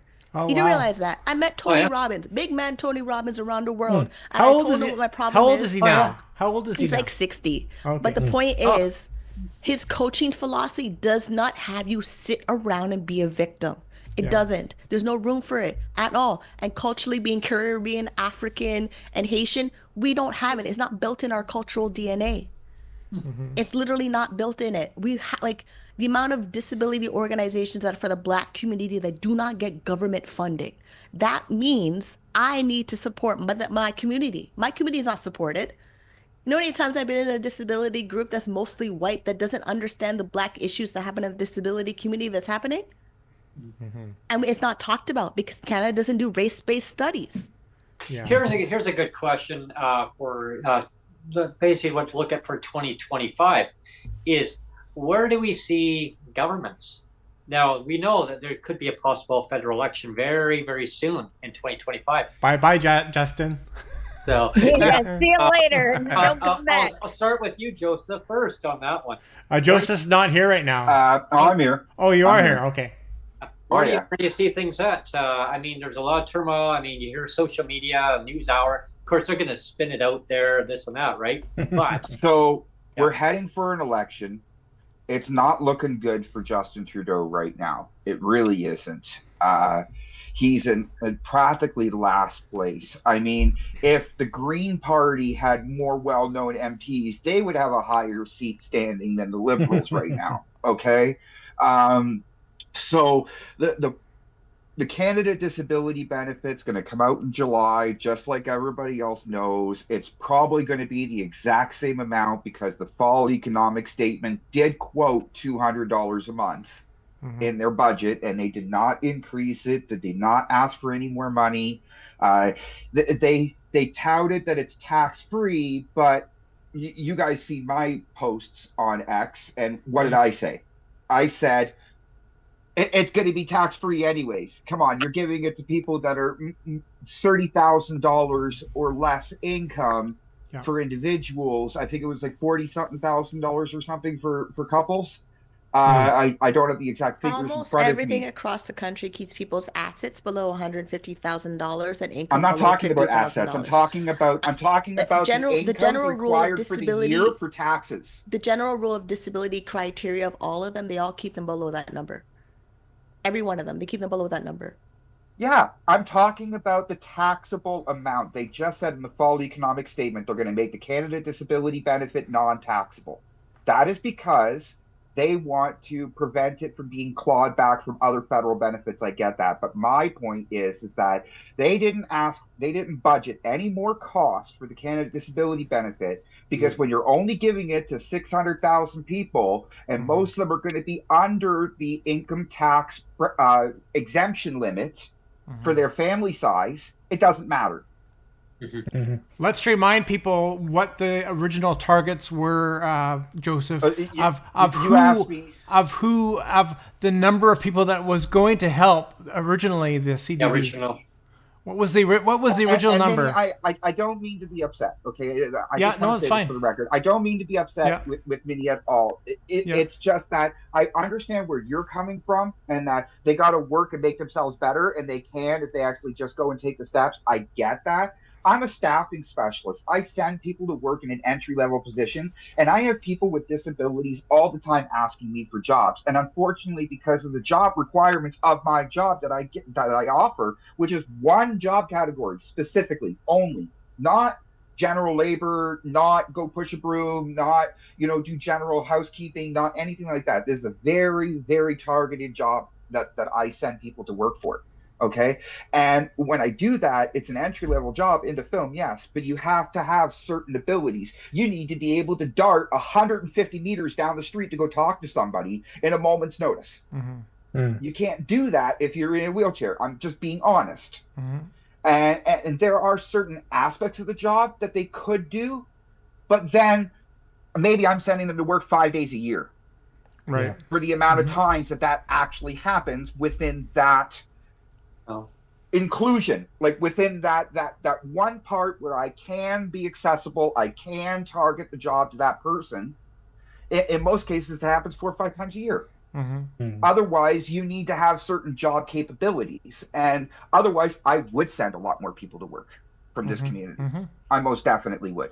Okay, and you know, Brent, and you know, Neil, the job category that I'm talking about, and what I send them to do. So you can understand where there's certain, you know, confidentiality matters and certain ability matters and stuff like that. And I'm not trying to make excuses. I'm just trying to say that in my job category, they spend millions and millions of dollars a year employing people in that job category. Yes. And I can't even get people with disabilities into it. Oh my gosh. Okay. So when we sit there and say you need to be accessible, you can just go create your own business. Yeah, you can go create your own business. There's hundreds of thousands of businesses in Canada. It does not mean that you're going to make a full-time wage and you're going to survive. Yeah. It means that you have to have the social supports and the minimum income so that way people can survive and better themselves instead of, oh, I desperately need $3,000 this month just to pay my rent. And to eat one meal a day because my children are going to eat 3 meals a day. We need to do better because the government of today listens to a person and people instead of a person. And by this, what I mean is that they don't listen to the disabled person that says, if I have more money, my landlord is more secure. My local shop is selling me fresh fruits and vegetables. I'm going to go spend money at that Tim Hortons that gives students jobs. I'm going to go to the clothing store down the street that's a small business instead of Walmart to buy a $7 t-shirt. Yeah, right. Yeah. We need our government to wake up and realize that if you ensure that a person or a family has a minimum income, which is a conservative way of thinking. It's not a liberal way of thinking. The liberals did it to kiss ass, and they threw it in their liberal convention. Just the same thing as basic incomes. Threw it in their liberal convention, and did nothing about it. Yeah. They canceled their own bill without even listening to the PBO's report, which never came. The requested report of 2024 never came. Yeah. Yeah, it's unfortunate. Or at least not publicly. Yeah. Well, you know what? I haven't really talked about what I kind of expect for 2025, and I just wanted to quickly. You saw the email that I just sent Brent about the clawback. Yes, I saw that. It's the first. Drafted too, by the way. It's the first email that I've literally sent the government in a year. Right, I really scaled back my emails now. I don't send a lot of angry emails because I figure like, what's the point? But it goes to deaf ears. But anyway. This year in 2025, I've kind of resolved myself now. This year in 2025 is going to be the year that whether it's going to be just me or a group of people like me, I am like so convinced that I am going to be part of the push to reverse the clawback, because this is just, it's getting ridiculous. So why I sent the email again about the PWD clawback is I put it out there. I sent it to the BC Human Rights Tribunal. I sent it to our BC Human Rights Commissioner. I sent it to Premier David Eby. I sent it to Sheila Malcolmson, our Minister of Social Development. And most importantly, I sent it to our Ombudsman office, and I actually called them, and I just called them before the podcast. I let them know, because I actually dealt with them 7 years ago. Remember when there was a changeover between BC Liberals and NDP, and you and I both remember, Brent, the NDP platformed or campaigned on the idea that they're going to end the clawback, right? Yeah, that was a whole big push. So back when I was dealing with the ombudsman office then, they said, well, why don't we just wait and see what happens? So again, this was 7 years ago. They said, why don't we just wait and see what happens and see if the government does end the clawback? And of course, 7 years later, they haven't. So I've circled back to them and I've let them know I'm pushing the red button again, and I want to involve them. And so I put the call in this morning just before the show, and I've given them my details. So right now I'm weaponized, and they're aware of me again now. And you've got all the there. Yeah, and I'm just gonna cause a big deal is to never stand down about advocacy. Always. That's one thing that one of my instructors in college taught me.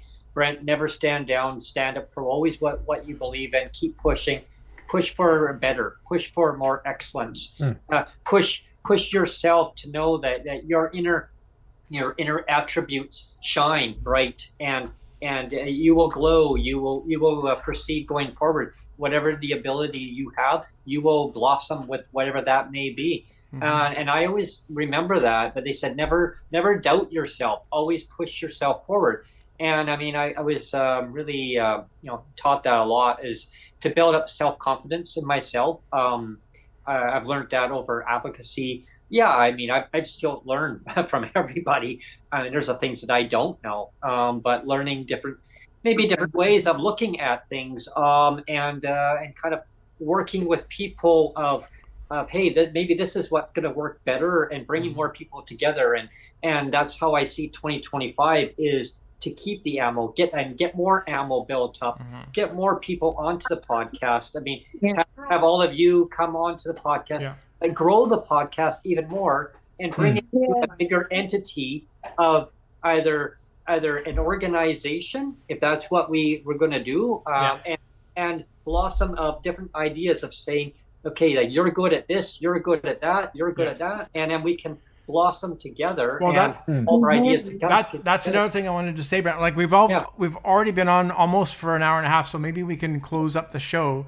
But I did want to say, as a kind of an open comment to everybody, just before we end the podcast, is one of our goals coming into 2025 is to really, I got to the first tier of monetization, and that's great. I mean, I want to push for tier 2. That'd be even better. But so we hit tier 1, but more than anything, what I would like to stress with everybody is, even if there is nobody that can help us financially, even if you just share out these podcasts and and leave comments, all of that pushes the narrative forward so much. So even if you're saying, well, I can't afford to donate because I'm living in legislated poverty like everybody else is, so I can't afford to donate, and that's fine.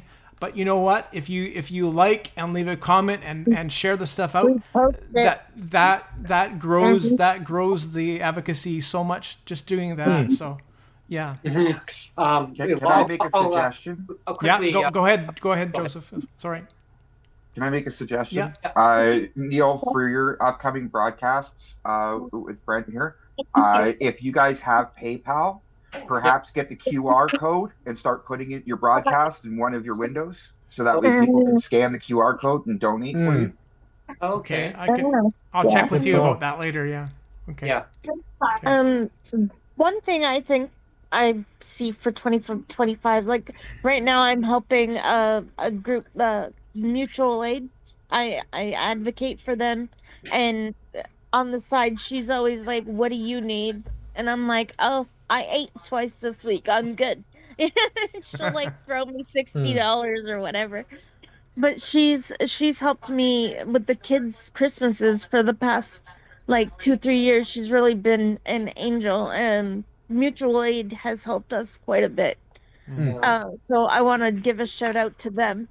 Okay. One thing I also want to become a bigger advocate and just fight like hell to get what we can deserve for once. Yeah. We deserve to be able to like be human. We deserve to be treated like humans and not like I'm sorry, not like third class citizens. Because right now I know that there are people in hotels getting $9,000 a month per person, not as a family unit, but per person. They're taking baby bonus. They're getting all of our basic stuff. So why can't we just half that even and like give half of that to the disabled people instead of just giving $9,000 to an illegal immigrant who doesn't deserve to be here? I've got some of them who live upstairs above me. I've got one above me too. Don't worry about it. That's a whole other podcast, though, Brent. Another show in But itself. here, my family are immigrants, so every time we talk about it, it rubs me the wrong way. No. This is in a different situation, but yeah. I know, it is. Yeah. But unless you live in that household, you have no idea what's happening with them at all. Yeah. So speak from your own experience. Speak from your own challenges. Speak from what's happening with you. I don't speak in the general population of people with a disability. I know my disability. I know how my family treats me. I know what happens. I know the nonsense my family says that I ignore. And then I'm a family of fucking immigrants. They bust their ass to come to this country, had me, and then I'm with the disability. So when you're going on about immigrants or this and immigrants or that, it does not matter. You don't live there. No, I love immigrants. Just hold up a minute. Don't call me a racist because I'm Native American. I'm not. I'm not. But literally, I'm not. I'm not. I'm just saying, like, you can't generalize a whole population of people because you're upset of your situation. For me, it's just the ones who are here illegally, doing bad things, and saying death to Canadians. Yeah. Those are the ones that need to go. Death to Canada? What? We just saved your ass, supposedly. What do you mean, death to Canada? No. The immigrants I love are the ones that want to amalgamate with us and share their culture with us, as well as we share ours. Yeah. That's the way it's supposed to be. When you move to another country, you're not supposed to say, "Well, this is my values. This is the way I live," and tough tits if you don't like it. No, that's not the way it's supposed to go. You're supposed to be like, okay, that's your culture. That's cool. This is part of mine. We're on. And share with one another. We're on a whole. We're on a whole other podcast now, Brent. I think we should. Let's just stay focused on. But I know exactly why I'm upset about it. I know exactly why. Yeah. And it's not helping anything. Like Race and Disability Canada, they need their funding. They're helping people with a disability over in other countries. They're helping the BIPOC community for people with a disability. Majority of them are immigrants. Majority of their family are immigrants. Majority of them are barely getting jobs. Majority of them also have their disability. They're not getting ODSP. They're not getting OW. They're not getting things. So they access other funding until they're actually have their permanent resident status. Then a SHAFE Community Foundation for Black Disabled Canadians. Like, you're literally like targeting the Black identity that I have as a person with a disability. And I'm not going to sit here and listen to it. I'm not. Because that's a whole demographic of population with a disability that doesn't speak here. They don't speak here because they're living in their cultural backgrounds, trying to access something in a country that doesn't want them to because of where they come from. So no, we're not going to have that discussion. We're not going to promote that propaganda of any of it. Unless you physically live in that environment, you have no business talking about it. I physically live in those environments. I'm physically trying to get people to recognize my intersectional identity of being a woman of color who has a disability, who gets treated like crap at the doctor's office because they're all freaking white. And I'm trying to make sure that I get the things I need to support my disability as a Black woman, period, full stop, end of story. And with me volunteering in all these organizations that separate my identity in 3 different parts, I don't get the holistic care that I need. Go ahead, Maddie. Go ahead, Maddie. Yeah, Minnie, thank you. You're speaking for my daughter and my son. Like I really get ired when people talk about immigrants in any way, because it's not their story. And I think as people with disabilities, we all have different we have different disabilities that are affecting us in different ways, and we have intersections our other aspects of our life. And to speak negatively about one is just it just does so much damage. My daughter, her mom is Trinidadian immigrant. My daughter experiences such challenges because she's both black and not black. She's white and not white, and she's large, and doctors do not listen to her. And she has more challenges with the healthcare system than I do, even though we face the same exact health issues. And it is damaging when we disparage people who are living in a more challenged life than we are in ways that we can't understand. So thank you, Minnie. Thank you, Minnie, for speaking up. We need to hear this so that we stay in our lanes a bit and learn and listen instead of speaking. Yeah. And maybe this is something that we can actually devote a whole podcast to. I mean, if honestly, like we were going to just about punch out, but I mean, I'm serious. If people want to revisit this particular topic, we can. But there is a real well, if we're going to there's a real financial impact about not talking about it. I mean, like we should talk about this in another future podcast because yes, it immigration plays a huge part in the demographic of Canada, not only in culture, but also in experience, in identity, in it speaks loads about innovation in our society. Canada was built on immigration. Unless you are a native that was, ancestrally here back in the 1700s, shut up. We're all immigrants somewhere down the line. I'm a second generation immigrant. My father was on a boat that came from Holland after the Second World War. I wouldn't be here if it wasn't for Canada standing up in the Second World War. Yeah. Yeah, it says I can to me, for history showed that I was Irish, and it was part of Scottish too, and so Scottish it goes here, and ancestries way back, and Indian, African, Chinese. Yeah. British, So when Irish. I mentioned that all of them, the immigrants that was anything, that I just said they're Wasn't upstairs even and all I anything say. bad by it, yo. My last job. I honestly didn't mean anything bad by the No, immigration. It's just it's out of control for now until we get housing built. Yeah. Enough housing built to bring them in. Let's not put them on the streets again. Yeah. Let's bring them into a country that has a home for them.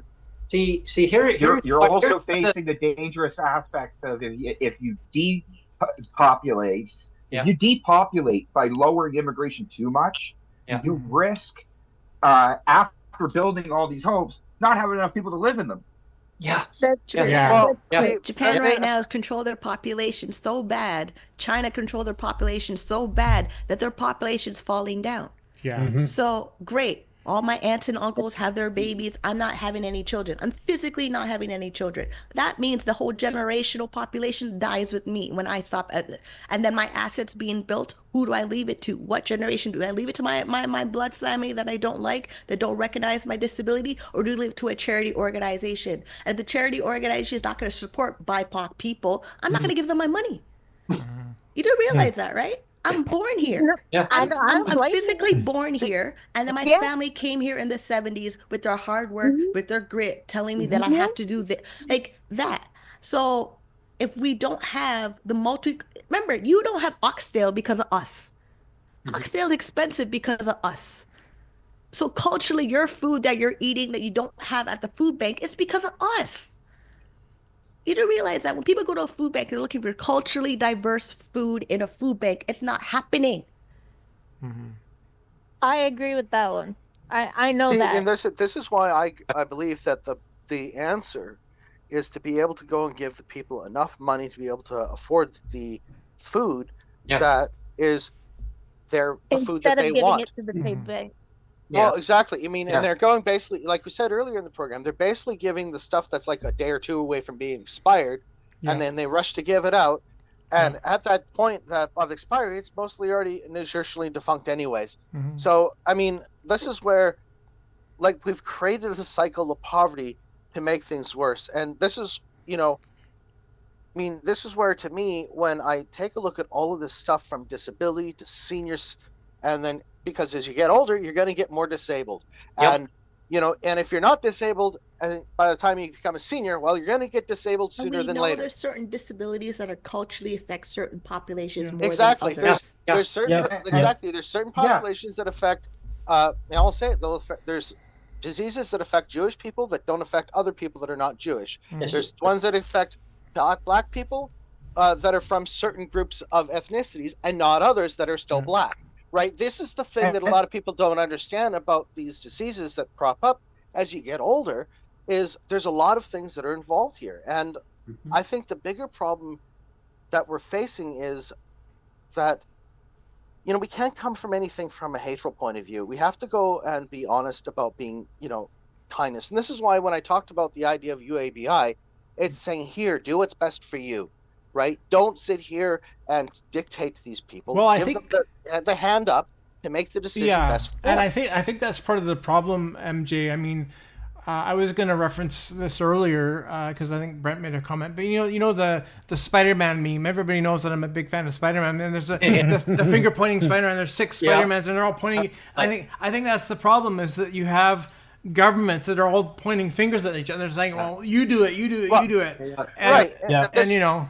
And meanwhile, if the people, like, for example, the BIPOC community that have culturally diverse food, if they had more availability of money, like the people that are lower incomes, to be able to go out and eat in those places, those places would in turn have more employment, which then in turn would help that community more, which then in turn would as long as they're not decrease- Sunrise and Caribbean look, restaurant not paying their people, because that No, restaurant. what I'm saying is they would be able to have more people work there. If they sold more product, they have more people work there.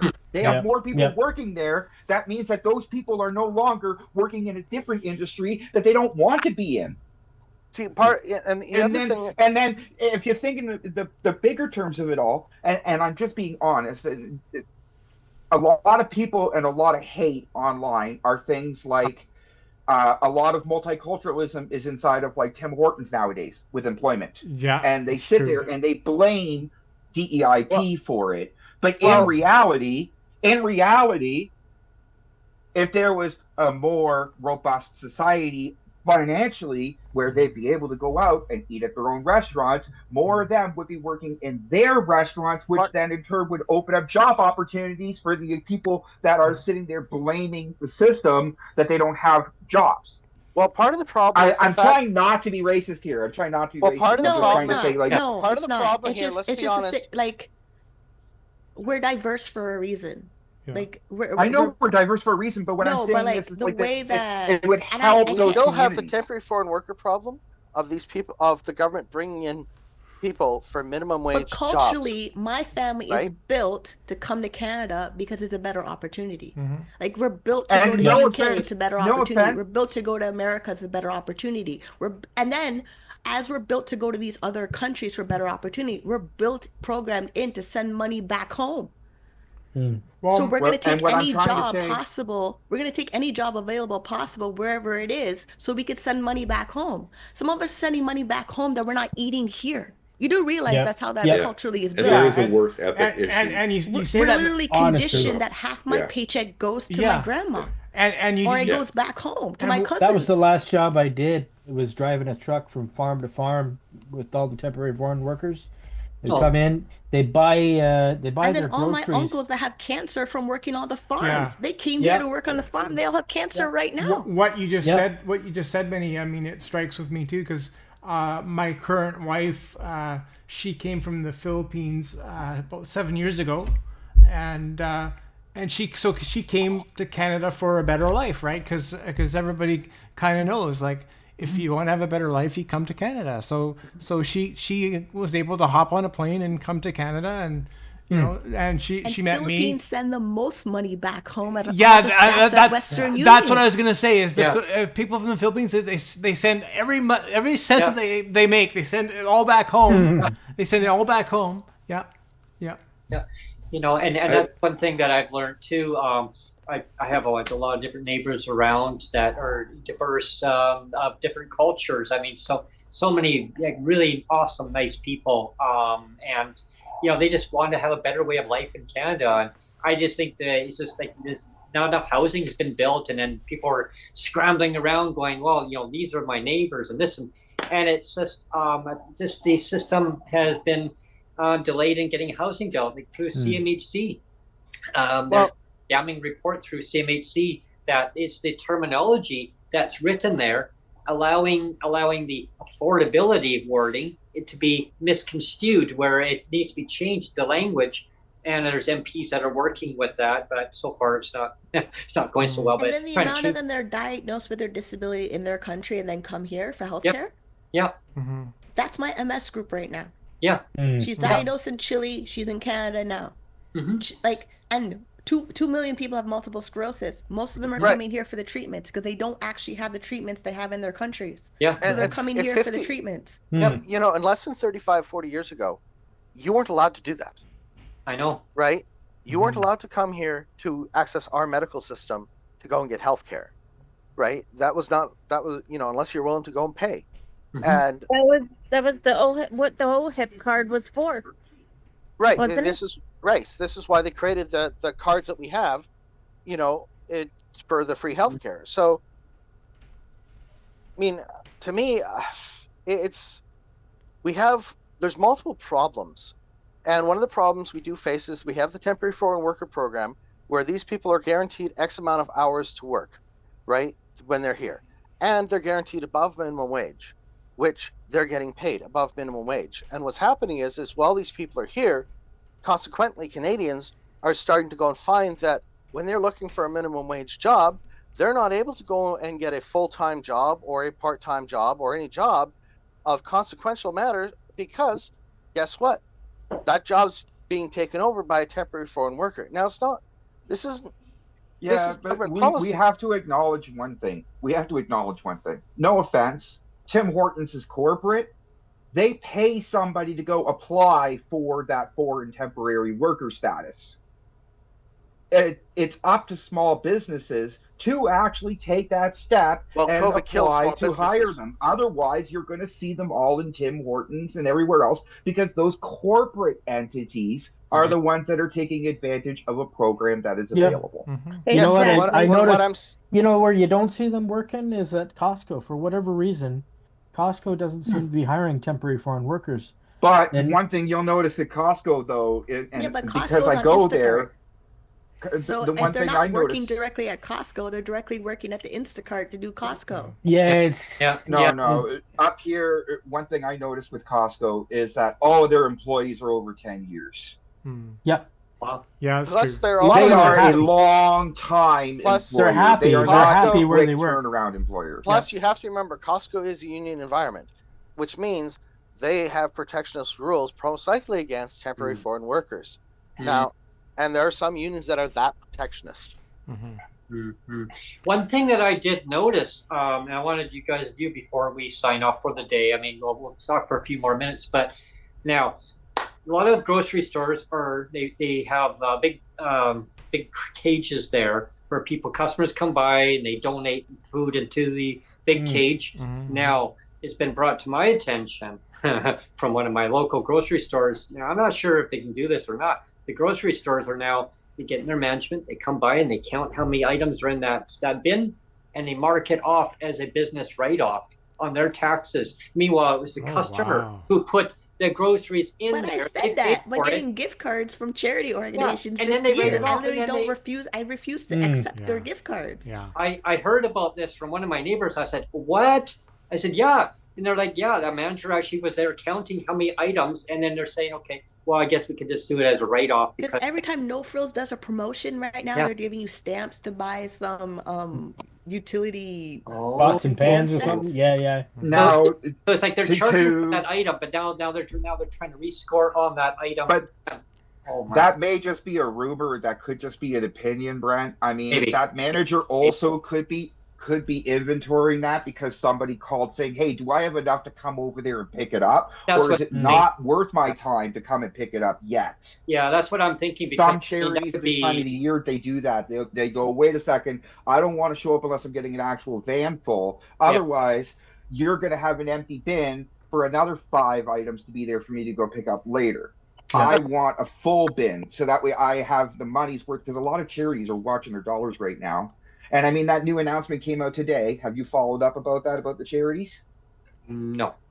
They just announced today that they're going to introduce legislation as soon as they return to the House to extend charity donations for the next couple of months because of the postal strike and all that, because a lot of charities didn't make their Christmas donations. So here's the thing. So they're basically gonna say, what, you're allowed to donate till February, and then you can use all those tax receipts for the previous year. That's going to change donation dollars for 2025. But they already roll over as it is. You know how much rollover I had for charities in my taxes right now every time I do my taxes?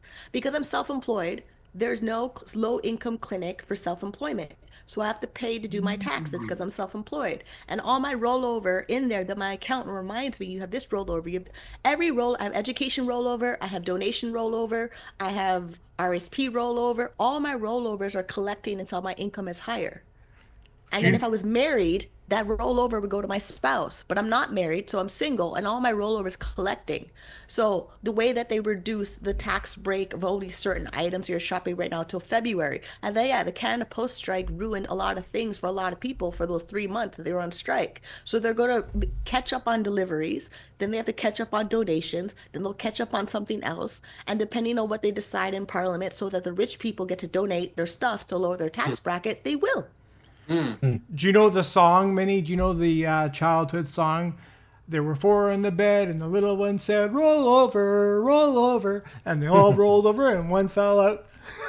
Do you know that one? I just wanted to end on the song. The last one in the bed said good night. Oh, the last one said good night. There you go. I just wanted to end on the song. That's all. But Joseph, you make a good point on that. Yeah, when I see the neighbor, I'm going to mention that too, because I mean that's a huge bad rumor of a management company doing something like that, because that'd be pretty scrupulous to do, saying, well, hey, I'll write the same stuff off. Each of the grocery stores, they're independent business owners. Yeah, so they are. They're franchising, they're following corporate, then they have their own deals for the they gotta be careful. For the independent location. So yeah. Yes, corporate wise, we don't like the Freshco, we don't like the No Frills, and they're all owned by the same people anyway.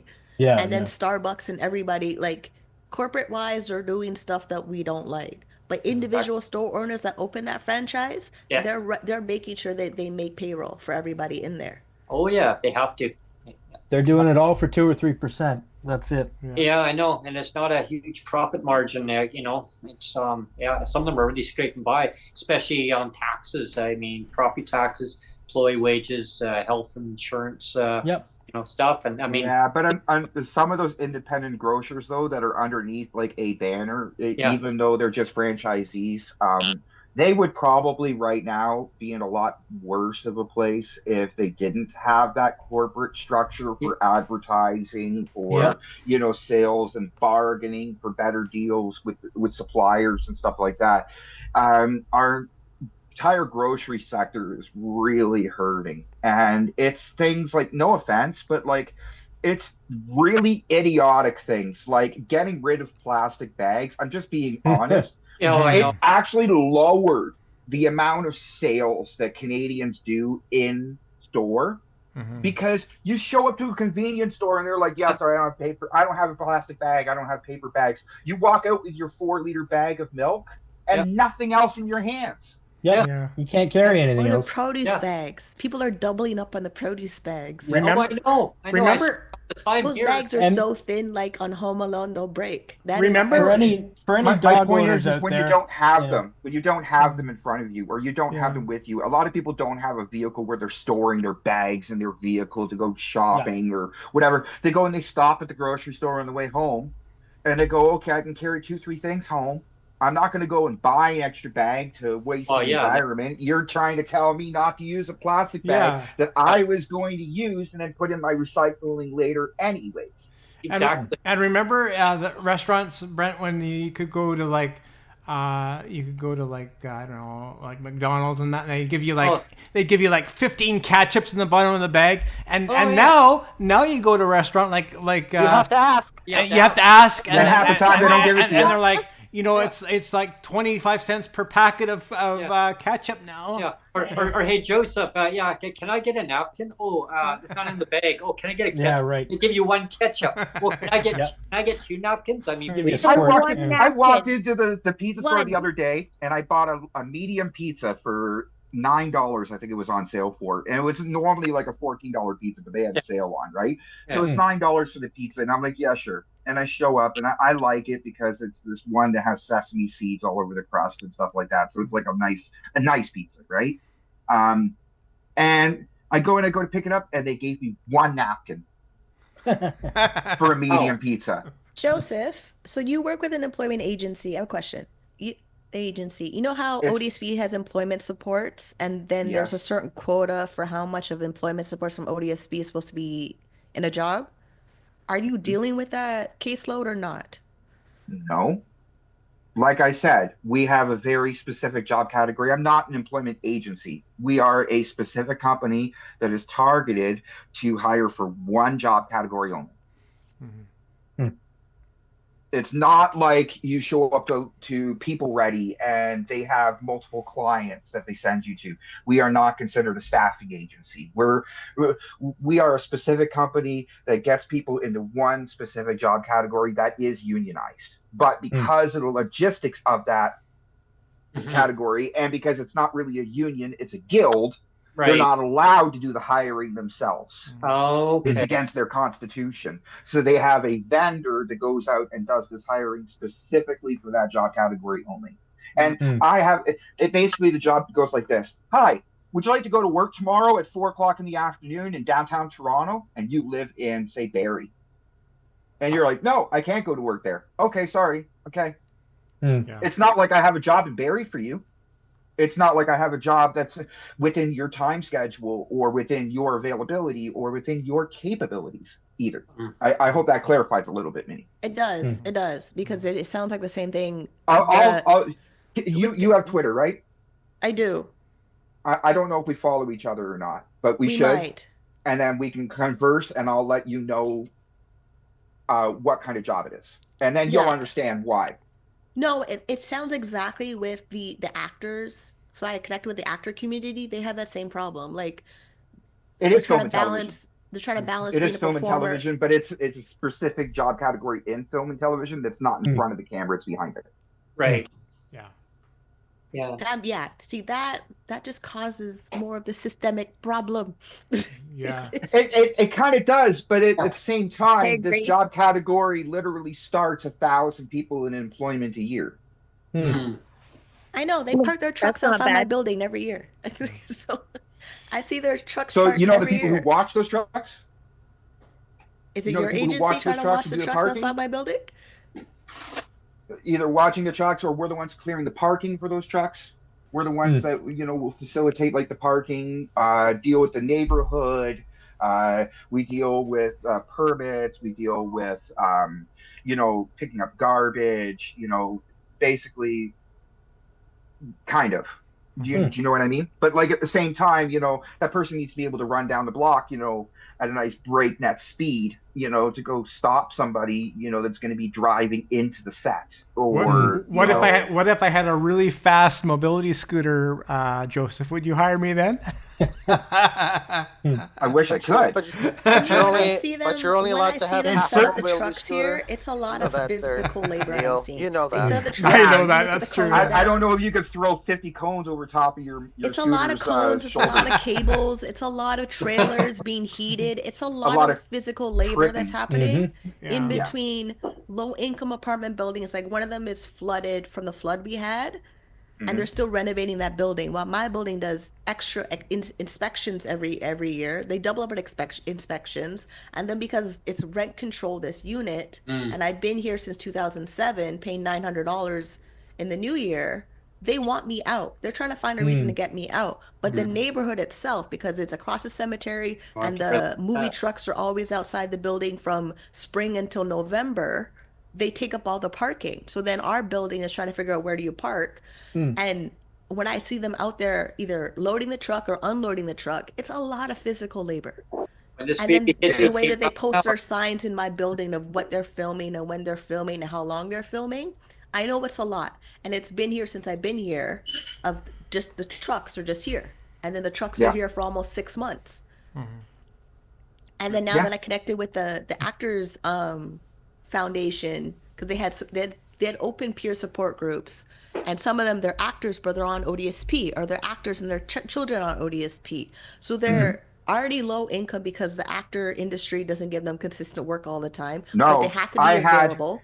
In one year, I had 54 their household employers income in 1 is year. not able to make the income it needs because the family member or them is on social assistance. I had 54 employers in 1 year. Oh, wow. Wow. Gig work. That's a lot. Gig work. That is a lot. 54 Gig work. in 1 year. That's more than one a week. Wow. Wow. Wow. Yeah. Great. That's a lot. Yeah. Because every show, every TV show, every season, right? Every commercial, whatever, is its own employer. Oh my. So, like when they go and they film a TV series, and then when they're done filming that season, they lay everybody off, and then they close down the business. And then the next season, they register another company. So you're not consistently employed. You are a gig worker, and it is up to you to be your own employer. And that's where you end up paying more costs because you have to pay the extra taxes, the extra benefits. You have to take care of yourself. And a lot of people don't make it. That's something that Tom says all the time is the gig economy, right? He always mentions the gig economy all the time. It's true. It's very true. The performing arts and the gig economy, like the Rover app and the gig apps, they're completely different. They run completely different. That I know. Yeah, but now we have certain laws. Like there's certain laws coming out now. Like there's the Digital Workers Act, where Uber is all of a sudden now classified as an actual employer, where they were saying, oh no, they were their own individual companies. They all worked for themselves. They were all self-employed. No.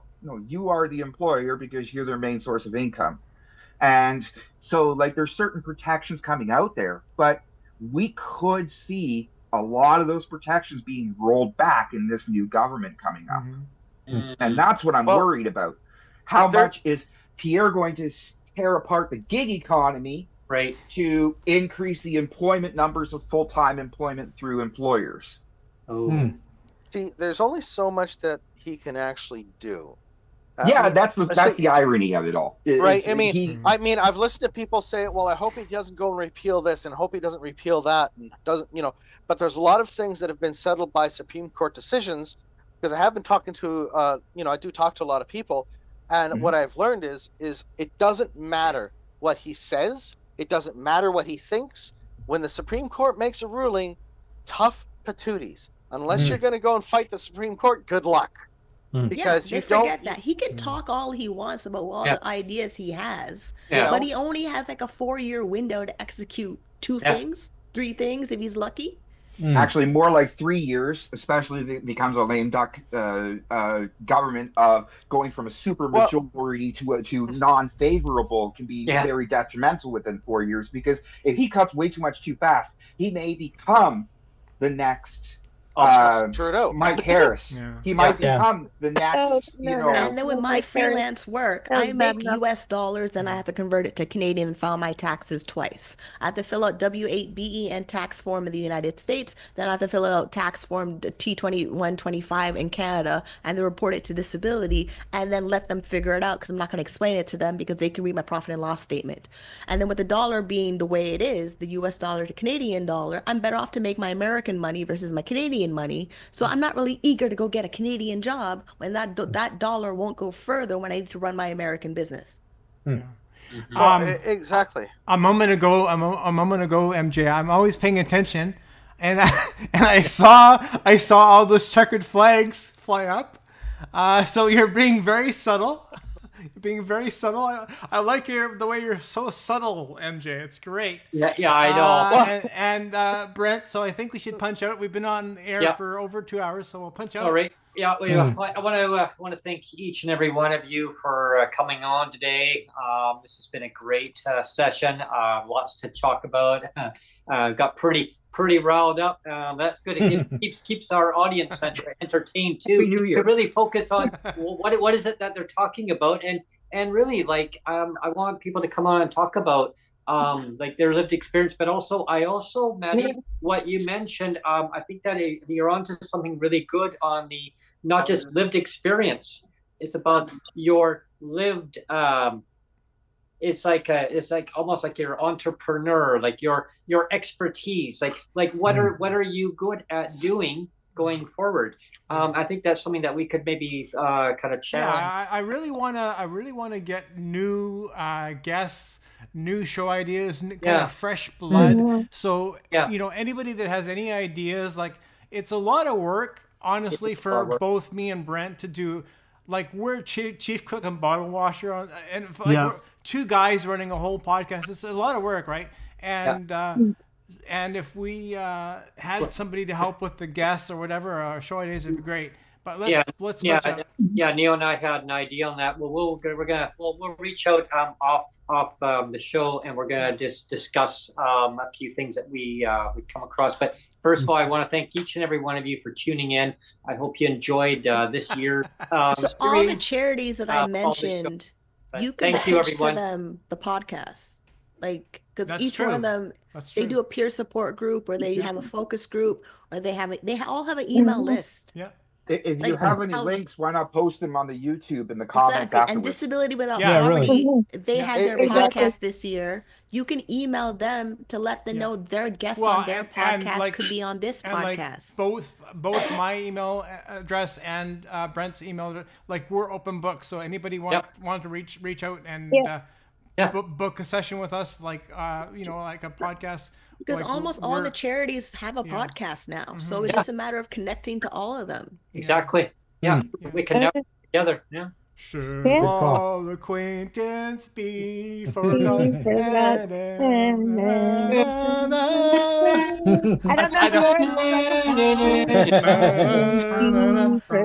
don't know. Thanks everyone for tuning in. Anxiety, my dear. For all anxiety. Bye everyone. Bye everyone. Thanks for tuning in. Cheers.